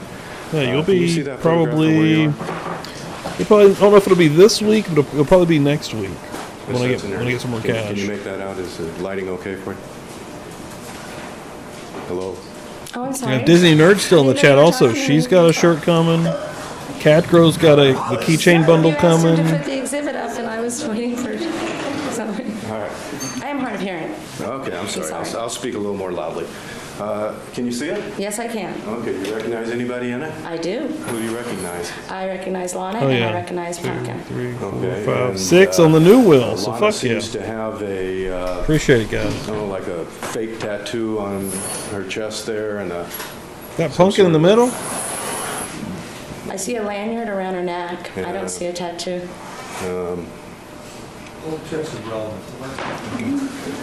Where are we going with this? I just... Whoa! Whoa! Hopefully not in a southerly direction. This trial, I'm telling you what, the craziest stuff turns into like little laugh fest, and now it's Lana's cleavage. A dead lady's cleavage just made everyone bust out It looks laughing. like she's out. Very different trial. Does this look like a party atmosphere to you? It could be. She's not drinking, though. Okay. Hey, Well, if I'm in there, baby, it's always a party. You know what I mean? It's a party. I just show up, No, I boom. don't recognize them. Okay. I am the So party. you don't have any knowledge. Miss Clarkson didn't tell you that late January of 2003 that she and Miss Pumpkin Pie went to a party at Jeff Franklin's. She didn't tell you Pumpkin that? carries the party I in don't her remember. purse. I don't have any recollection. Yeah, of I'm that. saying. Okay. How about Greg Sims? You know him? I don't. Okay. Do you know, you've heard the Backstage cafe, bar, restaurant venue? Yes. Do you know that Pumpkin Pie held events there on Tuesday nights? Yes, and I was there. Okay. Were you there on Tuesday night, January 28th of 2003? I was not. All right. Do you know Miss Clarkson was there? I don't know. Do you know if she was there with Miss Pumpkin Pie? I don't know. Do you know if she left the location and went to the St. Regis Hotel to a suite of rooms maintained by Mr. Greg Sims? I don't know. Do you know if she got completely inebriated there? I don't know. Okay. If she did all of that on January Hell yeah. 28th, then had to be taken home by Miss Pumpkin Pie, that would suggest that she was still partying, at least in January, right? At least that evening. Okay. Well, that's 2 evenings out of 5. That's argumentative. That is argumentative. Next question. No. Well, if she went to one occasion on January 22nd or 23rd, and the next one on January 28th, that would be 2 parties we know of in the last several days of her life that were within just a few days of each other, right? It would appear so. It would. Yo, coming in the door, busting in the murder church door, busting the doors wide open, boom, Taryn, $1.99 super chat, bada bing, bada boom. That's how you do it. That's how you get on the wheel as well. Thank you so much. Appreciate that. That gets us up to 7 names now. And I believe that's maybe the first time I've seen Taryn on here. Well, correct me if I'm wrong. I could be wrong on that, but hell yeah, really appreciate that. Fuck yeah. Hot crowd It tonight. also appear that she was keeping a fairly close contact with Pumpkin Pie, right? Jackson, that's vague and also speculative. Well, whether that's what it appears, I mean, the facts are the facts, and you're certainly free to argue that at the appropriate time. Whether it appears that way is sort of irrelevant. Okay. Well, I take it since you don't know that she went to Mr. Sims' suite of rooms, that you don't know that she was very emotionally upset. Jackson, Your Honor, that assumes facts, not evidence. How can he ask this witness about something he just It's said clear he didn't know about? she wouldn't be able to answer if she wasn't with her that night. But we're Argumentative. It's the form of the question. It's not the subject matter. I'm going to rephrase it. Okay. If she were crying, despondent, upset about her career, would that be consistent with your view that she was always upbeat, hopeful, and happy? If she was upset that evening, I'm sorry, go ahead. If she was, Repeat it, please. If she was crying and despondent and so overwrought that her friends became very concerned about her, and that the seeming source of why she was upset was the state her life was in, her job, her financial condition, no progress in her career, working. That assumes facts, not evidence from that witness. There's a whole bunch of facts there. I think you need to rephrase the question. I know where you're going, and that's fine to go in that subject matter. Phil's face, dude. You told us that she was happy, optimistic, upbeat, correct? Yes, I did. Okay. But if she were so despondent that she was crying and had to be assisted and got drunk and had to be assisted from Mr. Sims' suite on the night of the 28th of January, and she You guys are the stated best. Thank you so much. that she was upset about her job, she was upset about her career, she was upset about her life, that would kind of suggest that she wasn't always upbeat, happy, and optimistic, wouldn't it? It would suggest to me that she was having a bad day. Okay. But you weren't aware of those bad days, were you? I was absolutely aware of occasional bad days. Okay. We shared our bad days because we both experienced bad days from time to time. Were you aware of the bad day of January 28th? That specific date, no, I can't say that I was. Were you aware of the bad events at the party on the 22nd or 23rd of January? I wasn't present, no. Well, did she tell you, I ran into a guy that I worked with there, he ignored me, he didn't acknowledge me, I was really upset? No, not at all. Jackson, it assumes facts, not evidence. I don't She think said that never had such a discussion.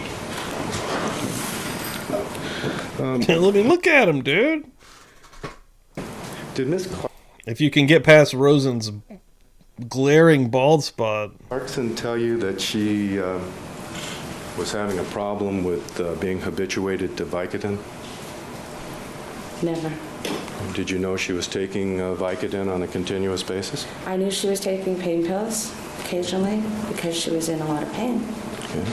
Well, this in February and January of 2003, did she tell you that she was taking Vicodin every day? No. Did she tell you she was taking unprescribed Vicodin? No.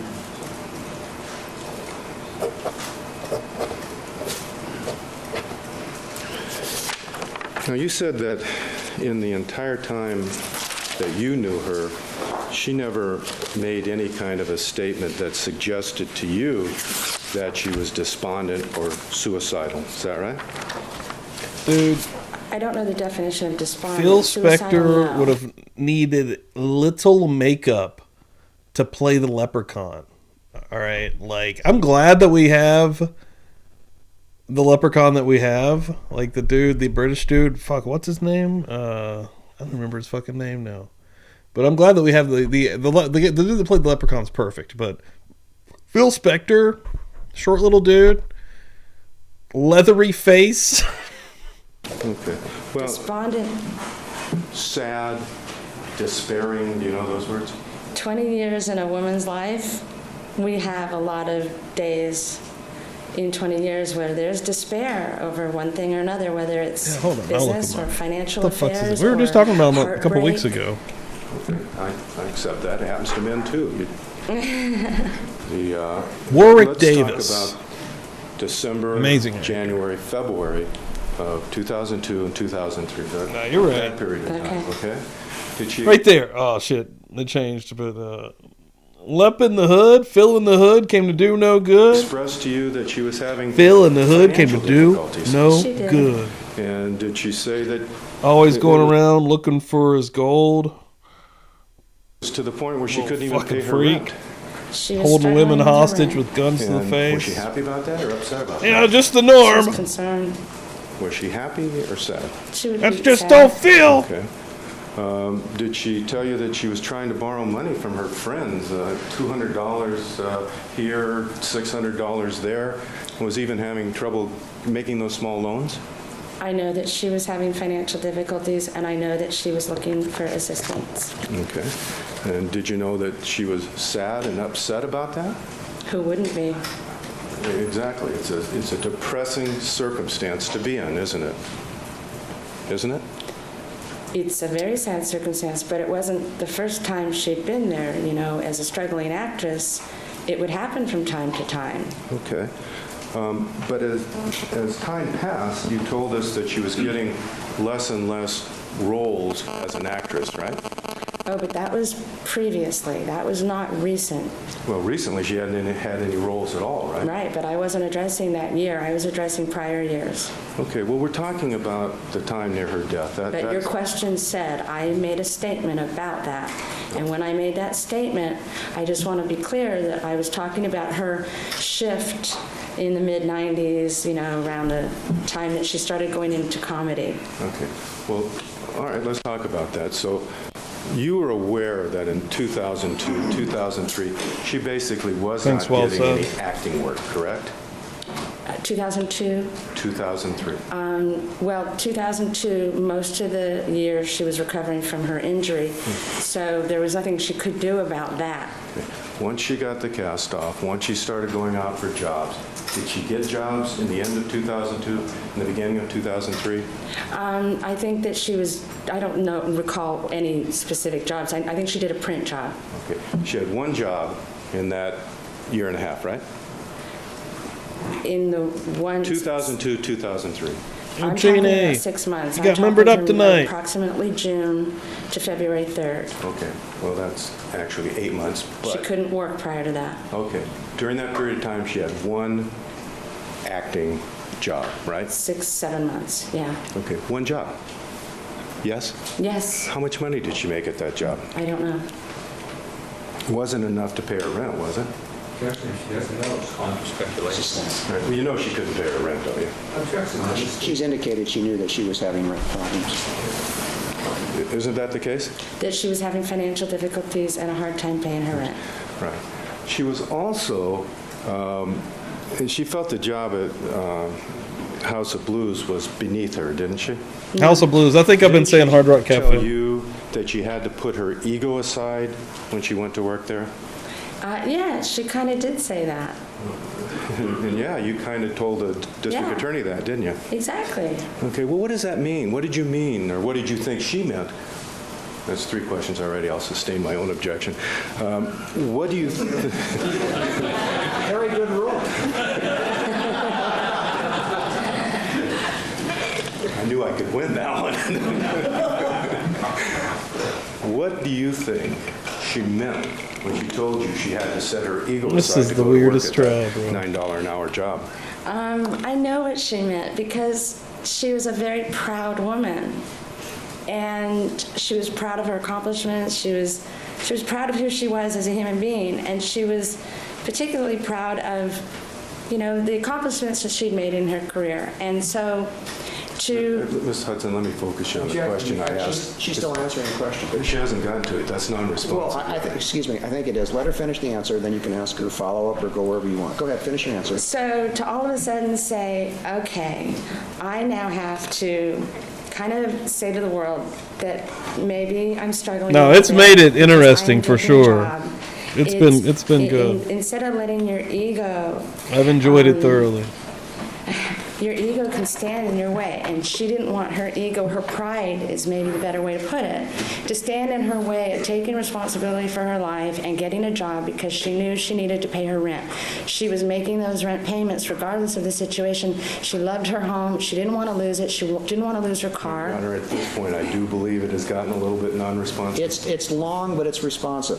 So she put her, I'm sorry. Judge, may I remind the court of the question? I asked, what did she mean by setting aside her ego to take the job at House of Blues? And this is her explanation. It may be long, it may be somewhat rambling, but it is on point. Oh my God. Go ahead and finish your answer. So she said, okay, if she allowed her ego to stand in her way, she would not have gone to work at a public place where people that she knew from the industry, that she believed respected her and that she valued That's their what she said. opinions. If she had let her ego stand in the way, then she wouldn't have taken that job. So she set her ego aside because she knew that there was a benefit to this position. She was very proud of getting this job. Well, in the middle of that answer, you said she had to set aside her pride, kind of swallow her pride to take that job. Is that what you said? Pride, yes, with regard to her career. So would she, in your opinion, make a statement to the effect that I'm truly at the end of this whole deal, I'm going to tidy up my affairs and chuck it because it's really all too much for one girl to take? I heard the statement. What was the first part of it, the question part? Is that a statement that suggests to you that the person making the statement was sad or depressed? To me, it represents her frustration with this business and that she's ready to give it up. Ready to chuck it? Ready to chuck her business, her pursuit of an acting career. Okay. But that was her reason for living. That was the whole thing that kept her going, wasn't it? I wouldn't say it was her reason for living. It was her Come back passion. around to, All right. could she have done this to herself? It was her greatest passion, but she also had a passion for family and a desire to get married and have children. And, she was ready to be on a farm with horses. But in the statement, she said she's ready to chuck it. What does that mean to you, to chuck it? Oh, holy shit, Miss Dana coming through. Everybody's wilding out tonight, man. Thank you so much. Let's see who got these bad boys. First of all, damn, shit. Get you in here real quick. Hold on. Welcome to the party, pal. Lisser, Candy Temple, Ariel, City Kitty, Moonfox Studios, welcome the hell in here. And also, if you didn't know, now you know the book club's wide open tomorrow night after Murder Church, Tuesday nights, members only. Thank Miss Dana. Holy shit, thank you very much. That's amazing. Welcome the hell in here. More crew, baby. And getting you back on this wheel for another opportunity, Miss Dana. And if anybody didn't know, I got tattoos right now. All right, some tatties. Got some magnets for the fridge that are being given out. Some stickers. Yeah, a lot of goodies. If I may. Okay. What do you Thank think you, she Mr. meant when she said, I'm ready to chuck it? Check this business. Okay. And I'd heard her say it many times. Getting the members lined up, baby. Did she ever tell you that she was Buzz Nation. feeling an extreme amount of depression? No. She never expressed to you that she was depressed. Depression's not the word I would use. Sad. Well, how about this? That's a word I would use, okay? Yeah. Did And then she ever tell you that the history of she Phil- was feeling depression? It's pretty crazy. Yes, there were times mean- when she was depressed. Did she express that to you? Did she say, Millie, I am so depressed, I don't know what I'm going to do? I'm depressed. Something to that effect because of the financial situation. Something to the effect of the depression level I'm experiencing due to major financial difficulties makes me feel extremely spent and worn out. Did you ever hear a statement such as that? It could have been uttered by her. I don't remember those words, but it sounds like something she may have said. Okay. But someone making that statement, and the evidence is that Ms. Clarkson did make that statement, that kind of demonstrates a significant level of depression, doesn't it? Not to me. Okay. I've lived with, I'm sorry? I've seen my mother, who suffers from manic depression, be depressed. That is not what Lana ever exhibited signs of. So the statement, the depression level I am experiencing due to major financial difficulty makes me feel extremely Phil spent stare, bro. and worn out. That doesn't strike you as Look someone at that. who is Same. Tell me I'm lying. If I'm lying, I'm dying. The ghoul Phil Spector. down in the dumps at that moment. Little That known strikes fact me that as he somebody did that's very down in the dumps at that he did moment. play the Crypt Keeper in Tales from the And Crypt. if that statement was made in the end of 2002, that person would be down in the dumps at the end of 2002, wouldn't it? But it's situational. Well, of course, no one is always one way, are they? No one's always totally depressed, or very few people are always totally depressed. Look at this motherfucker right here. We're getting a little far afield, so stop.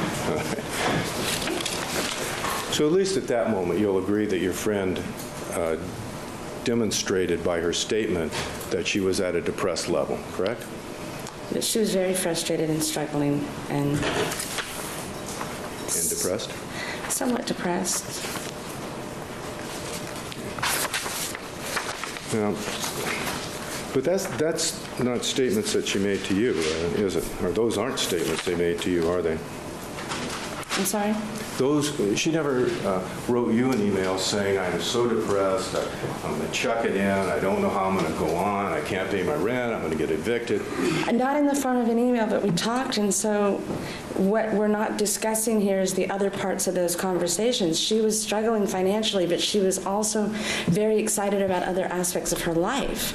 And again, Weasel left. That's funny. I know depressed people that can't get out of bed in the morning. This was not Lana. Lana got up every day and went out and worked and functioned and was excited about her future, but she got depressed when it came time to, deal with some of the financial stuff that she was dealing with. I've been there. All right, well, I'm just trying to be clear on.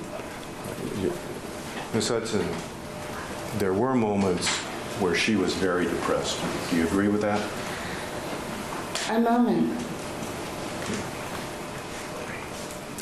Now, you told us about this DVD that she made, and are we talking about a little production where she had various segments of things she'd done in the past, and then a little skit she did, like a salesperson? Is that the same DVD we're talking about?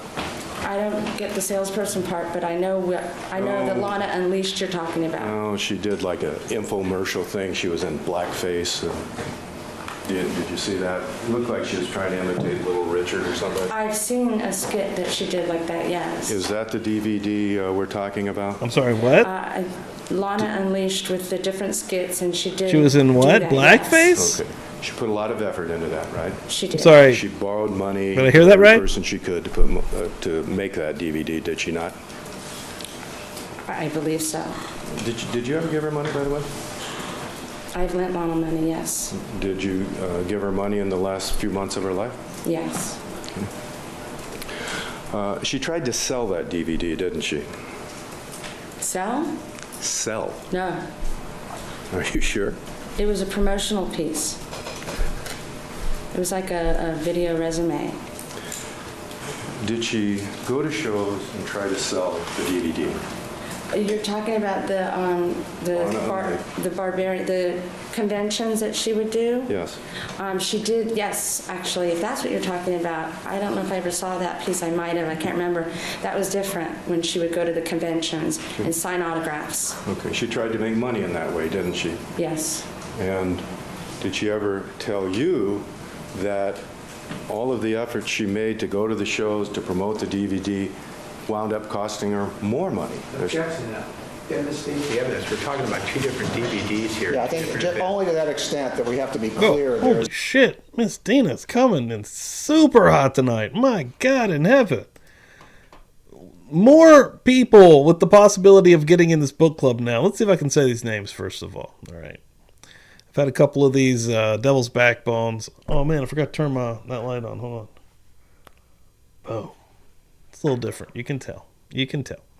Jude Curio, Mind Ya Business, great name. Darlene, Space Baby, and Colors Flight, who I fondly remember as Coors Light for the longest time. Welcome the hell in here, everyone. Thank you so much. Boom! That's what we're talking about. Not messing around, I'll tell you that right now. Are you crazy? Are you out of your mind? Get wild, baby. I'm telling you like it is, baby. Damn. Damn. Miss Dina, thank you so much. Appreciate that. Oh, yeah, I'm going to get you on the wheel again. She's going to take this one home. disc that we Taking saw. up the wheel. There is no limit to how many times you can get on this thing, I baby. don't remember that. Okay. I Hell don't yeah. remember what she was selling at the conventions. I remember Oh, she yeah. was at the conventions. Did she ever make a statement to you that the DVDs Nine. I think we're three laid out away. all my cash for didn't 3 sell? away. No. Okay. Do you know if that was yeah. the case? No. Could we get exhibit on page 3253 up, please? Let me see if I can give you the exhibit number.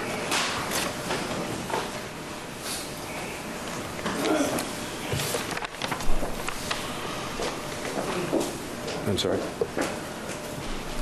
Triple V.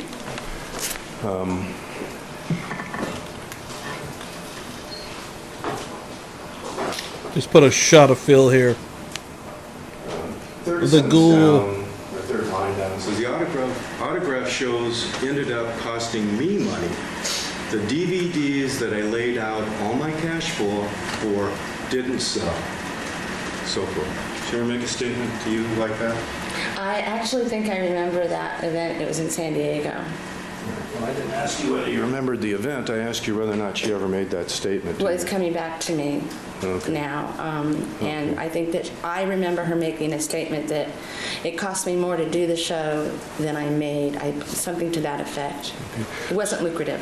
Okay, so this DVD wasn't a source of joy or income for her, was it? Overall, I don't know.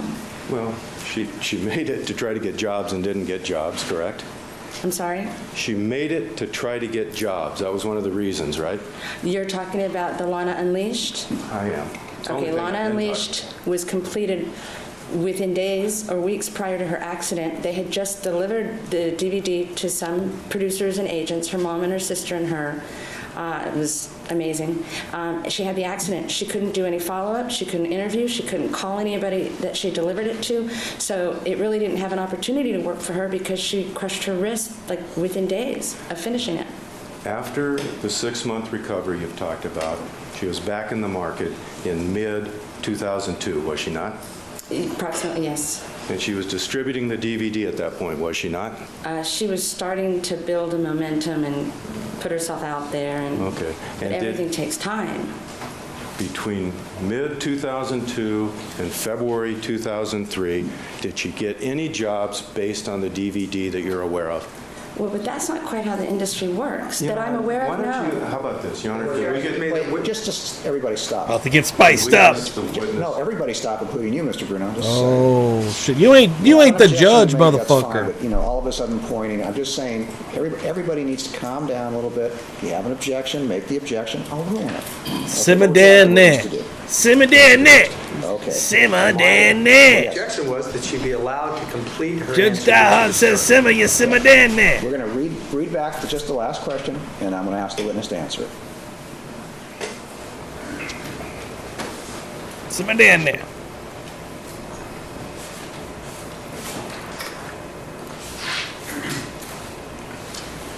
Between mid-2002 and February 2003, did she get any jobs based on the DVD that you are aware of? No. Thank you.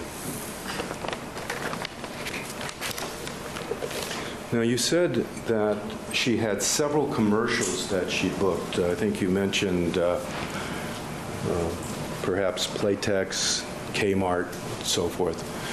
When Playtex, Kmart, when were those commercials? All within a couple years of her death, prior to her death.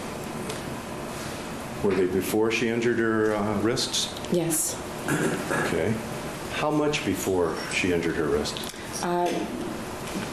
In terms of time, I wasn't tracking her commercials in terms of a calendar, but I would say all within the prior 1 to 3 years, in 0 to 3, if you know what I mean. Before she injured herself? Correct. 3 years up until the injury. So between 1997 and 2000, is that Yeah, right? and it's approximate because, again, I don't have I didn't keep records. I'm just Oh, okay, they brawls. recollecting. I was like, I have no clue what that is. Now, going back to the Lana Unleashed DVD, are you aware of her ever selling one of those DVDs? Jackson asked and answered. I believe she's indicated that, to her knowledge, none sold. Is that correct?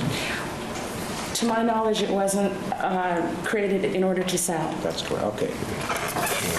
Whether or not, whatever it was created for, she apparently made some effort to sell it because she sent an email saying that she did, right?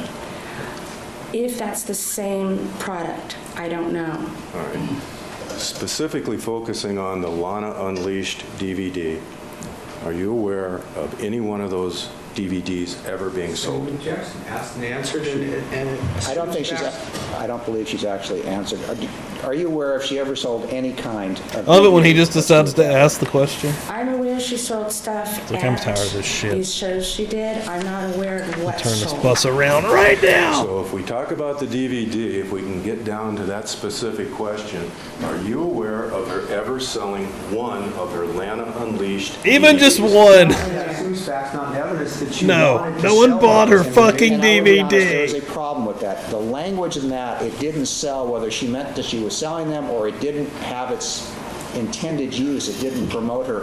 It's Banging and unclear. banging, It can be baby. interpreted more than one way. So the bottom line Look how hard. is clearly she doesn't know if any of them ever sold. That answers the question whether they were for sale or not. We're not certain. Now we can go on to some other subject matter. That's the only answer I was trying to get, Your Honor. We finally got it. Okay.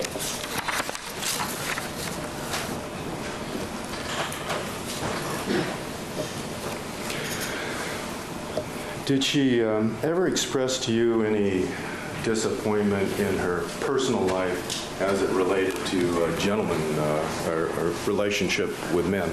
Yes. And had she in December ended what she thought was a relationship with some potential? Time-wise, it was around that time, but how much potential she thought there was is up to debate. She had an interest in a fellow that she jokingly referred to as the cowboy, right? Yeah. And Mr. Jackson could probably help us on this, but the cowboy left the corral, so to speak. Is that right? It's not how I would. It's not how I would characterize it at all. The relationship didn't progress, it ended, correct? The relationship did not progress. Did she express some disappointment about that? You know, again, that's up to debate because she told me some things about him that made her believe that he wasn't really a candidate. She was disappointed that he wasn't a candidate. Isn't that true? I would say that I'm often disappointed when I meet someone that isn't a candidate either. Being a single I would say if I was woman. asking questions about you, that would be relevant, but So yes.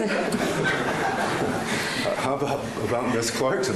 Wasn't she disappointed that the cowboy rode off into the sunset?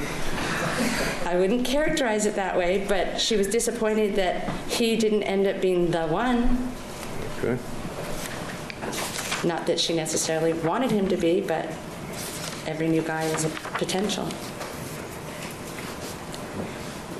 Boom. No. He looked at it. He's looking right at it. He's pissed, dude. Look at him.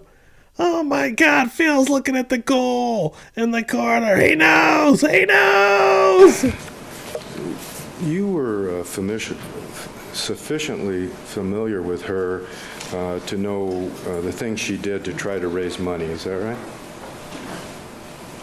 Goalie, goalie, goalie, goalie, goalie, goalie, goalie. Goalie, goalie, goalie, whether or goalie, not goalie, she had a goalie. listing on Craigslist? You know, it wouldn't surprise me if she was selling memorabilia. Okay, what type of memorabilia? Barbarian Queen. Oh, shit. I could see that But going that's for sure, especially at those speculation on your part. conventions. You don't know what she was selling on Craigslist, do you? I never actually saw a Craigslist posting, but I know that she was selling autographs and memorabilia.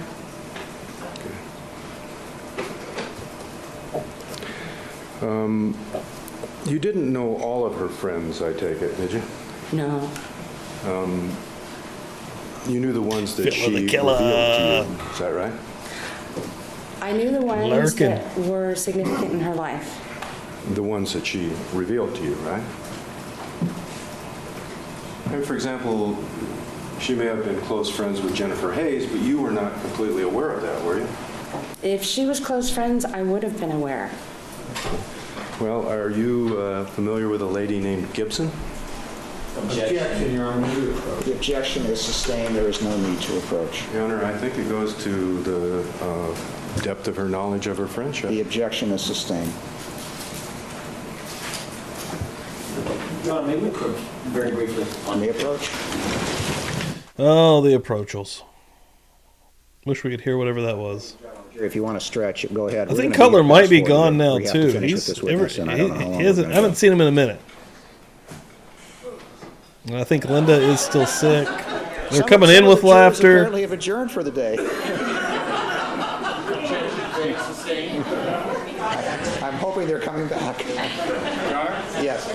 Go ahead.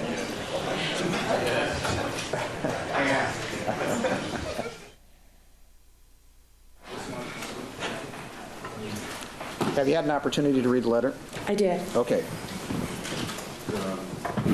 Do you recognize the tone of the letter to be from Miss Clarkson?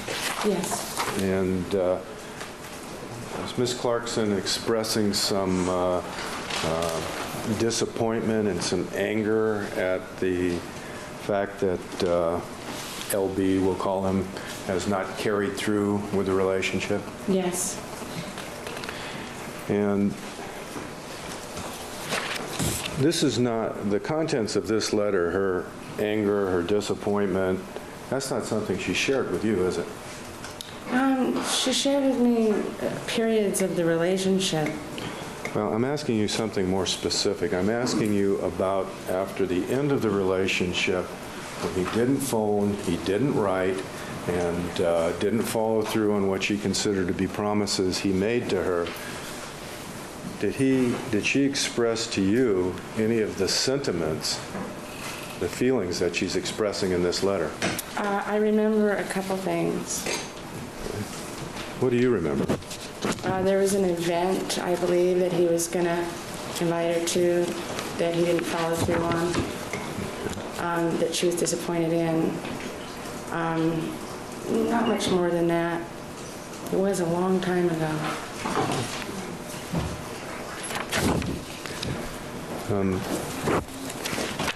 I'd like to mark it as an... Your next is Y10.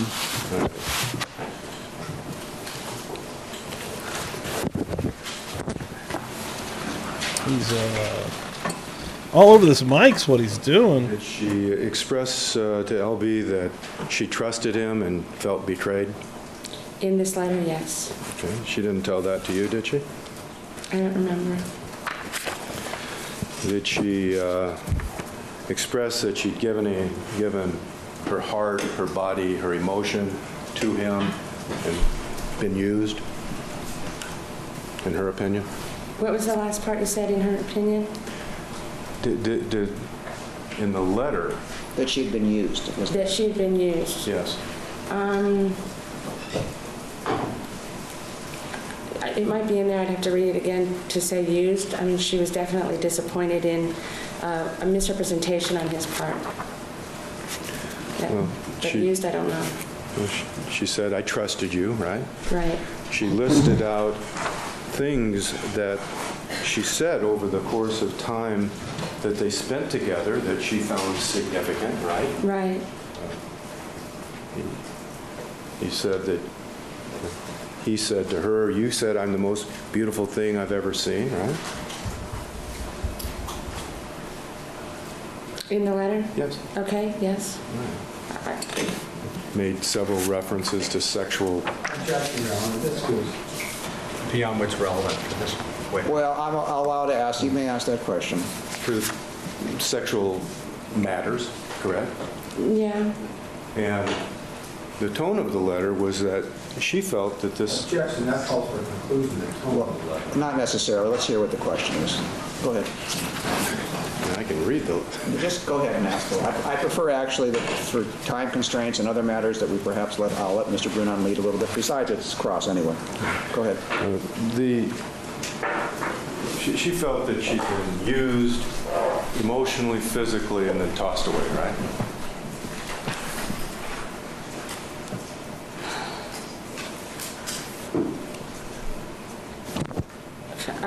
She refers to his false pretenses, so that is misrepresentation. I would have to read it and reread it to be able to say that she'd been used.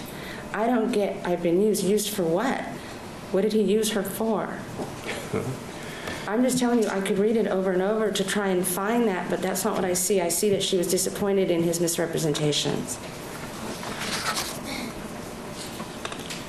Ultimately, Mr. Brunon, the letter will speak for itself, so it's the... And it's not easy to read, even for an adult, but... Okay. Commentary here. All right, never mind that. Just if you could go forward with anything you need. The letter, at least at this point, has been marked. It may well be received, so you can go forward. In any event, this ending of this relationship was not something that she told you she felt a lot of disappointment in. Is that what you're telling us? I said... I'm sorry, I couldn't hear the end of the question. In any event, this ending of this relationship was not something that she told you... That she felt disappointed with? She was disappointed that he didn't turn out to be the person that she was hoping he was going to be. She was disappointed in that. Was this something she said once and then dropped it, or did she dwell on it on more than one occasion? Did she talk about it? You know, as girls, we talk and share all the time. I don't feel like he was this major heartbreak to her because they didn't have a significant amount of time to create that kind of relationship. What I'm asking you, Ms. Hudson, is what she said. Not what you felt, but what she said. Yeah. Did she only mention it to you once, well, that's the end of that, or did she dwell on it? Did she come back to the subject of how disappointed she was in this man? I don't know that she dwelled on it. Okay. Now, during the time that you knew her, going back to the early days, did Lana keep a diary, kind of a chronicle of the events that she would do or would happen in her life? Objection irrelevant as to... Just whether she did or she did not, I'll allow her. If you're aware, you may answer yes or no. I don't know how consistently of a diary, if it was something she did. Well, let's start with the first step. Did she keep a diary? Yes. And how do you know that? Just because she would share with me. Did she read to you excerpts from the diary, things she'd written in the diary? Objection to relevance, and also Vegas the time. Right now, we're just on foundational issues. If we get to something that may be objectionable, that's fine. Did she ever read to you things in the diary? I don't remember. Did she ever discuss with you, did you ever see the diary? No, Did she ever discuss with you what she had written in the diary? I don't remember. About 4 questions ago, you did remember the diary. Sustained at the tone of the question. Let me go back. Did she keep a diary? I know that she memorialized a lot of her life, if that's the correct word to use. I don't know if it was a computer diary or like a bound diary. I don't remember. I may have seen it over the years. I may not have. I don't remember. We lived together as roommates. It may have been there. I myself had diaries. So when you say, do I know she kept a diary? I know that at times she did, but I don't know the diary or if it's a particular diary you're referring to. All right. I was using diary as just a shorthand way. Let's use the term a memorialization of events in her life. Did she keep such a record? I don't know. From time to time, yes. Okay. Not day by day, minute by minute, but Right. things that she thought were significant enough to write down, she would write down. Right. And she would share some of these events with you as a memory, remember the time that such and such happened and read it to you? Not necessarily in that sense, no. Well, and did she ever share the contents of her memorializations with you? I don't remember. It was more of a friendship where you talk as things are going on in your life. It's not about, hey, let you read what I just wrote. It's more, well, it's happening. I need to ask a question. So the events that she discussed with you that you believe she was keeping in diary, they were contemporaneous with your friendship? Were they events that were happening while you were friends? Yeah, probably the course of our friendship and normal conversations. And you started your friendship when? 1981. 1981. Okay. You may proceed. And as far as you know, did she continue to maintain that memorialization throughout her years? I don't know.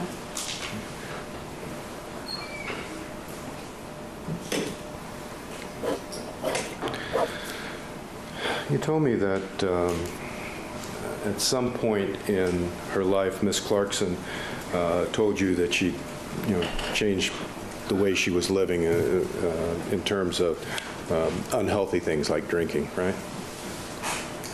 Yes. And you think that was back to 95 or 96, right? I wasn't going that early. I was thinking more 97, 98, in those years. Okay. In any event, I think. did she ever... I'm going to get a BlackBerry. It'd be easier. I was going to say maybe 2 tin cans and a wire or something. I am going to hide these stickets for sure. Did she ever tell you that she had had consumed alcohol to the point that she became blackout drunk? Just whatever. And I think actually it was limited in time by the previous question, so the objection's overruled. Repeat the question, please. Did Miss Clarkson tell you that in her lifetime she had consumed alcohol to the point she blacked out and didn't remember what she'd done? I don't have a specific recollection of her telling me that she blacked out or observing her blackout, no. Okay. In the letter, she refers to episodes where she had blackout drinking episodes, correct? I saw that. Okay, this was not something she ever shared with you? It's not that she didn't share it. Over 20 years, she certainly could have shared it. I don't remember. So if she told you, I got so drunk, I blacked out, I don't remember what happened, I don't remember what I did, so forth. She may have told you that and you forgot it? Yeah. Okay. Or she may not have told you at all? I knew Lana very well, and she may have shared that with me, but I would have heard it, I would have acknowledged it, we would have maybe talked about it, but it's not something I would have held on to. Okay. Well, the night she died, you know, she had a significant amount of alcohol in her system. Do you know that? I don't really know that. And she had a quantity of Vicodin in her system. Do you know that? The relevancy to this witness, I don't see it. Well, Yeah, I don't this- know that. Well, if you assume that, would that suggest to you that she had not maintained this healthy lifestyle that she told you she was undertaking? It was over a period of time that she was shifting her lifestyle. After she recovered from her injury and having been homebound for so long, she would go out occasionally. And what exactly she was doing day in and day out, I don't know, whether she would have a cocktail or not. But it was over, you know, a couple years that she was just really laying low, and by no means did she become cloistered. She was still out there living, but does that answer the question? I don't know. Well, despite the statements she was making to you about living a cleaner life, she still apparently was drinking and taking Vicodin. Is that right? Assume that she was at the time of her death. Would that be something that you were aware of? I knew that she was still taking pain pills, and it wouldn't have surprised me at that time if she had had a cocktail. Well, assume for the moment that her blood alcohol level was 0.12, 50% higher than it would be legal for her to drive. Is that consistent in your mind with having a cocktail? She was drinking that night, evidently. Maybe she had more than one cocktail. Yeah, that's blasphemy in the murder church, Miss Tina. I'll tell you You have to that. understand, the shift in her lifestyle. Well, took this place motherfucker was before the passing out accident. over I here. never stated that after the accident, she was continuing this lifestyle. It was the shift that she took prior to the accident. does take little couple cat years, naps. That she really sort of mellowed out her lifestyle. I never stated that after her accident, she stayed clean, she stayed sober, she didn't party. Right, so you didn't intend by your testimony to suggest that she had maintained that changed lifestyle in the last 8 months of her life. Is that what you're saying? Because she was still in that same place on an emotional level, wanting to just have a very focused life and working on her career. She was not going full gear back to this old lifestyle of hers. She was probably a little stir crazy and wanted to go out occasionally, but I don't believe that she went anywhere, not 180 degrees from where she'd been prior to the accident by any means.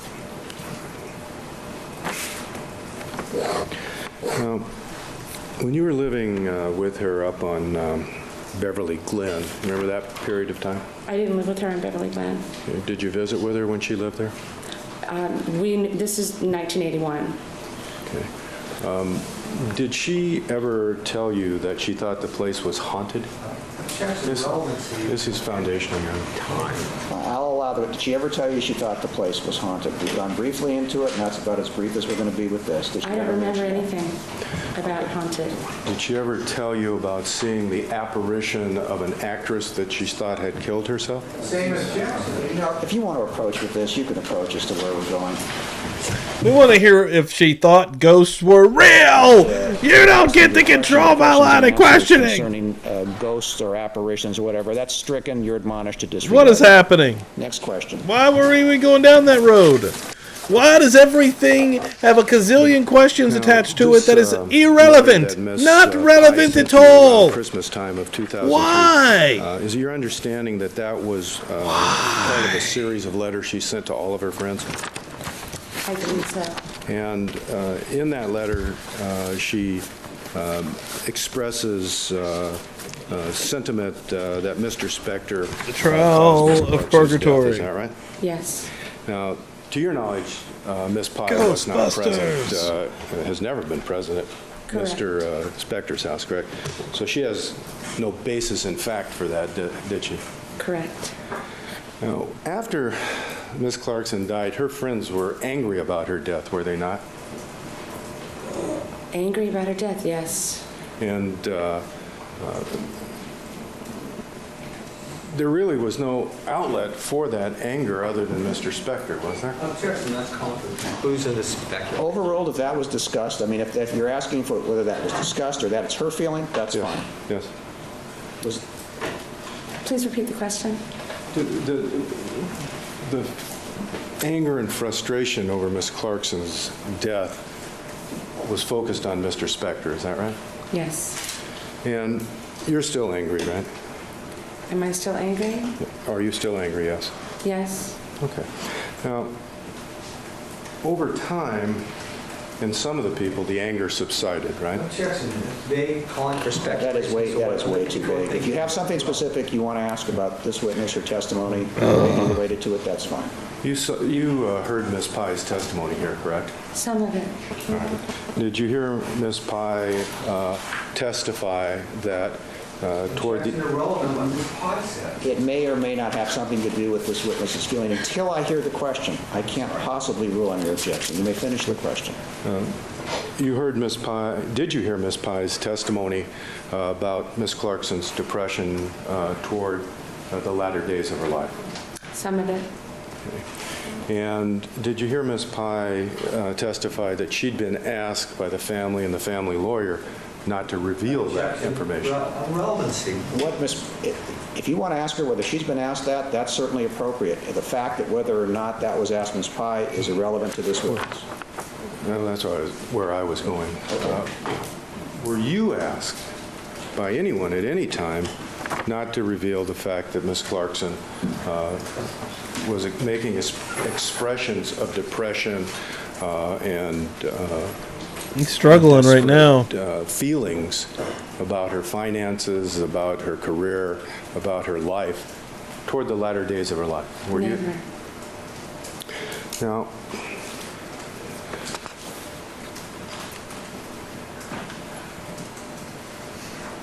did you ever discuss with Ms. Pye the fact that once the anger subsided, that the need for all of the facts, for all of the truth to come out would overwhelm the anger? Objection. May be premature. Go ahead. Are you done with the question? I am. He's done with the question. Objection assumes facts and not in evidence and irrelevant. I think the question that was phrased, were you ever asked? So if she wasn't, then that'll end it. If she was, and if you have an objection, were you ever asked such a thing? Your Honor, the meat of the question was when the anger subsided. That's the fact that's not in evidence, that any anger subsided in her or anybody else. I realize that the question has facts not in evidence, but just was she ever asked such a thing? Can you answer me that, yes or no? I was never asked. Okay, next question. All right, actually, the question was a little bit different. It lost there. Did you discuss with Ms. Pye Ms. Pye's feelings about the relevance of Ms. Clarkson's emotional condition toward the end of her life? Did I ever discuss this with her? Yes. Never. As a matter of fact, I never had any conversations with Pye after the first maybe initial couple weeks. or I months know after Miss Pye that Pye's well. death. Shit. I did not communicate with Pye at all. Ms. Pye was very hurt, very upset, very angry at the beginning. Is that shortly after Ms. Clarkson's death? Is that what she was expressing to If you? I remember correctly, Was wasn't she angry? Yes. Yes. Miss Pye more on The Spector's reason you found side? that out is because she told And we you thought that, she was right? kind of shady in a weird way. During the memorials when we were all commiserating together. Well, up to Christmas of that same year, she still was expressing anger toward Mr. Spector, right? In the letter. Yes. Now, currently, now, years after the fact, A little bit of spice on this perhaps she's not episode. as angry, has she discussed with you her belief in the need for the truth to come out? All of the... Also speculation with and hearsay and... Yeah, given the nature of this question, it appears that, with all due respect, it's an attempt to get the meat of the question before the jury as though it were true, which isn't necessarily so. So have you had any, basically, since you hadn't any conversations except the few weeks beyond Ms. Clarkson's memorials, and that's the last time she's talked to Pye. Oh, You didn't wow, talk to Miss Ms. Pye after Dana. she wrote this letter? What is I did that, not- 20 members you've gifted out tonight? Oh my God, that's insane. Welcome in here, No Way, Bobby Old Dude, Darla, Beach Bum, Susie Q. Holy shit, Miss Dina, my God. What are you doing? Oh, shit. Here we go again. Let's go. Son of a bitch! Not even playing right now. My God. You gotta fight! Boom. I'm hitting them all for you, baby. Are you crazy? Are you out of your mind? I appreciate the fuck out of that. Thank you, Miss Dina. My God. Getting them in here. Getting some more potential book clubbies. Buzz Nation, I'll represent. respond to that letter. Thank you so much. That's crazy.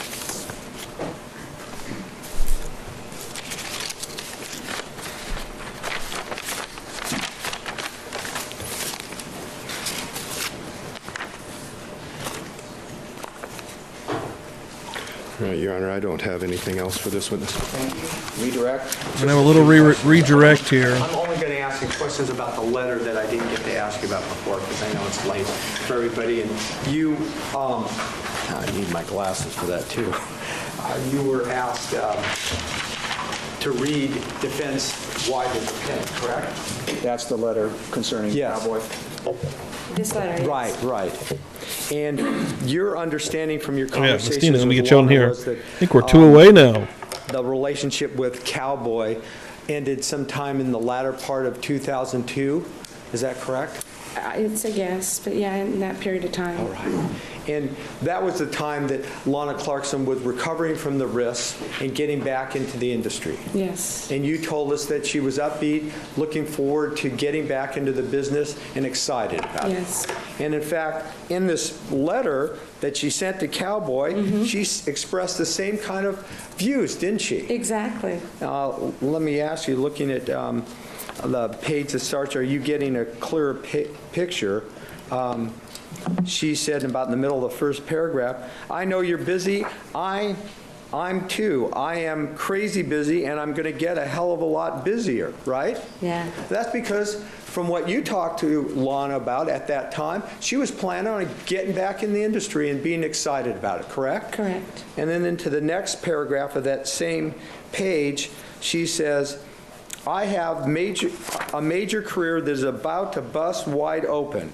Yes. I've got some serious red carpets to walk down. I'm going to Broadway. Is that right? Yeah. And is that the Lana that you knew at the end of 2002 and into 2003? Absolutely. Thank you. Nothing further. Thank you. Recross. My God, At he's some going to come point, I back. would say without ruling, it may well be, now that both sides have asked questions about it, my guess is that it'll come in, if not in its entirety, and pretty close to it. All right, I don't have any other questions. Okay. Nothing further. Subject to being recalled, and I don't know that it would do any good because you might not be here. But at this time, you're excused. Thank I you saw very much that. for being here. I saw that he was Ladies and talking on gentlemen, X. keep in mind the That's admonition. cool, I man. will tell you Glad he's that, coming back. I want to go over scheduling. Monday morning, we're not in session because I believe, one, a juror has something, and then the attorneys and I are going to be doing something else Monday morning. Monday afternoon, I need everybody here because, again, another witness Looks like is they're going coming into the in who's weekend in the here. country. And so we have to get their testimony on. Tuesday, something has come up. We're not going to, right now, it looks like that we're not going to be, you can sort of plan on it, we're not going to be in session on Tuesday of next week. Something has come up suddenly, and then we'll be resuming on Wednesday. So that's sort of the schedule. The closer we get to the end, which is sort of the prize, the farther away or the further away it moves. I mean, so we're trying to coordinate, witnesses, and every time we think we sort of have it, sometimes it gets away a little bit. So we may have a choppy schedule, but we're still as close to the finish as we were before. I just hope that we can get there within some reasonable time. So keep in mind the admonition. We'll see you Monday at 1:30 p.m. Thank you. Yes. Yes. Do we have a... Shit. Taryn coming through and getting a shirt. Also, Publicly Buzzed shirt. Fuck yeah. Nice. Appreciate that. Got the Skeleton Crew. Nice. That's one of the coolest shirts, honestly. I believe the other side has already asked, so sure, just get right in line. No problem. Yeah, Michael Bay is going to be a witness on Monday afternoon. We got to get him done and so forth. Right. There's been no reports that we're aware of, other than a verbal report. And a crazy that night. was conveyed to It's Mr. Dita. Ocampo You're as to what insane. his statement is. Love it. Thank you. I was asked this Everybody. morning whether there was a written or documentary report. Or Hanging notes out that tonight on apparently a there's some rare notes and so forth. Monday night murder church, trying to make up for Sunday morning. The difficulty is that the verbal report appears to be inconsistent. That went a little with too what the wild written report Saturday that we night. Are in the process of getting says apparently he was re-interviewed, but since he's the next witness, we need to get a discovery order that be turned over as soon as possible. So done. Thank you. Frog, thanks for hanging. Come hang out tomorrow, Tuesday night, 8 o'clock, should be the normal show. Mr. Jackson, Mr. Gibson. All right. See where we're going next. Oh yeah, we're going back to Nick Terzerian. 55 minutes with him. We'll see if we're doing that tomorrow. I might see if I can get the next Manson show in order. If I can, we'll be doing that. I got to do the Libyanka murders. And then again, I'm going to be reading from the actual transcript from the Charles Manson and the family trial as well. But I want to put that with some different interview clips, with some news stuff. And but yeah, next, since I did the Tate murder portion, and then the Hinman murder portion, I'm going to do the Libyanka murder portion, and then I don't know, who knows what else is going to be dabbling in there, and maybe even some other 60s lore, potentially, possibly. But either way, come through tomorrow night, 8 p.m. Eastern Time. But immediately after that, the book club, Buzz Nation, join us. Read chapter 9. Read it all if you haven't yet, but or you could watch the episodes that are already in the members only section. I do very detailed notes and I go over them thoroughly. Be doing that tomorrow with chapter 9, The Stranger Beside Me. It's a very good book. It's very interesting. I'm learning a lot about Ted Bundy that I didn't know. So, oh shit. Bob's on right now. Let me send you guys over to old Bob real quick. I'll do it. I will redirect you there. He's probably already got a crew in there. Well, shit, Joe Schmo's live, though. Am I seeing that correctly? I'll send you to Joe. If Joe's live, I'm going to send you to Joe. Boom. They're going to be going to Joe Schmo. Everybody, thank you all so much. Yeah, I love you. Boom. Come back tomorrow night. Let's do this. Boom. Pittsburgh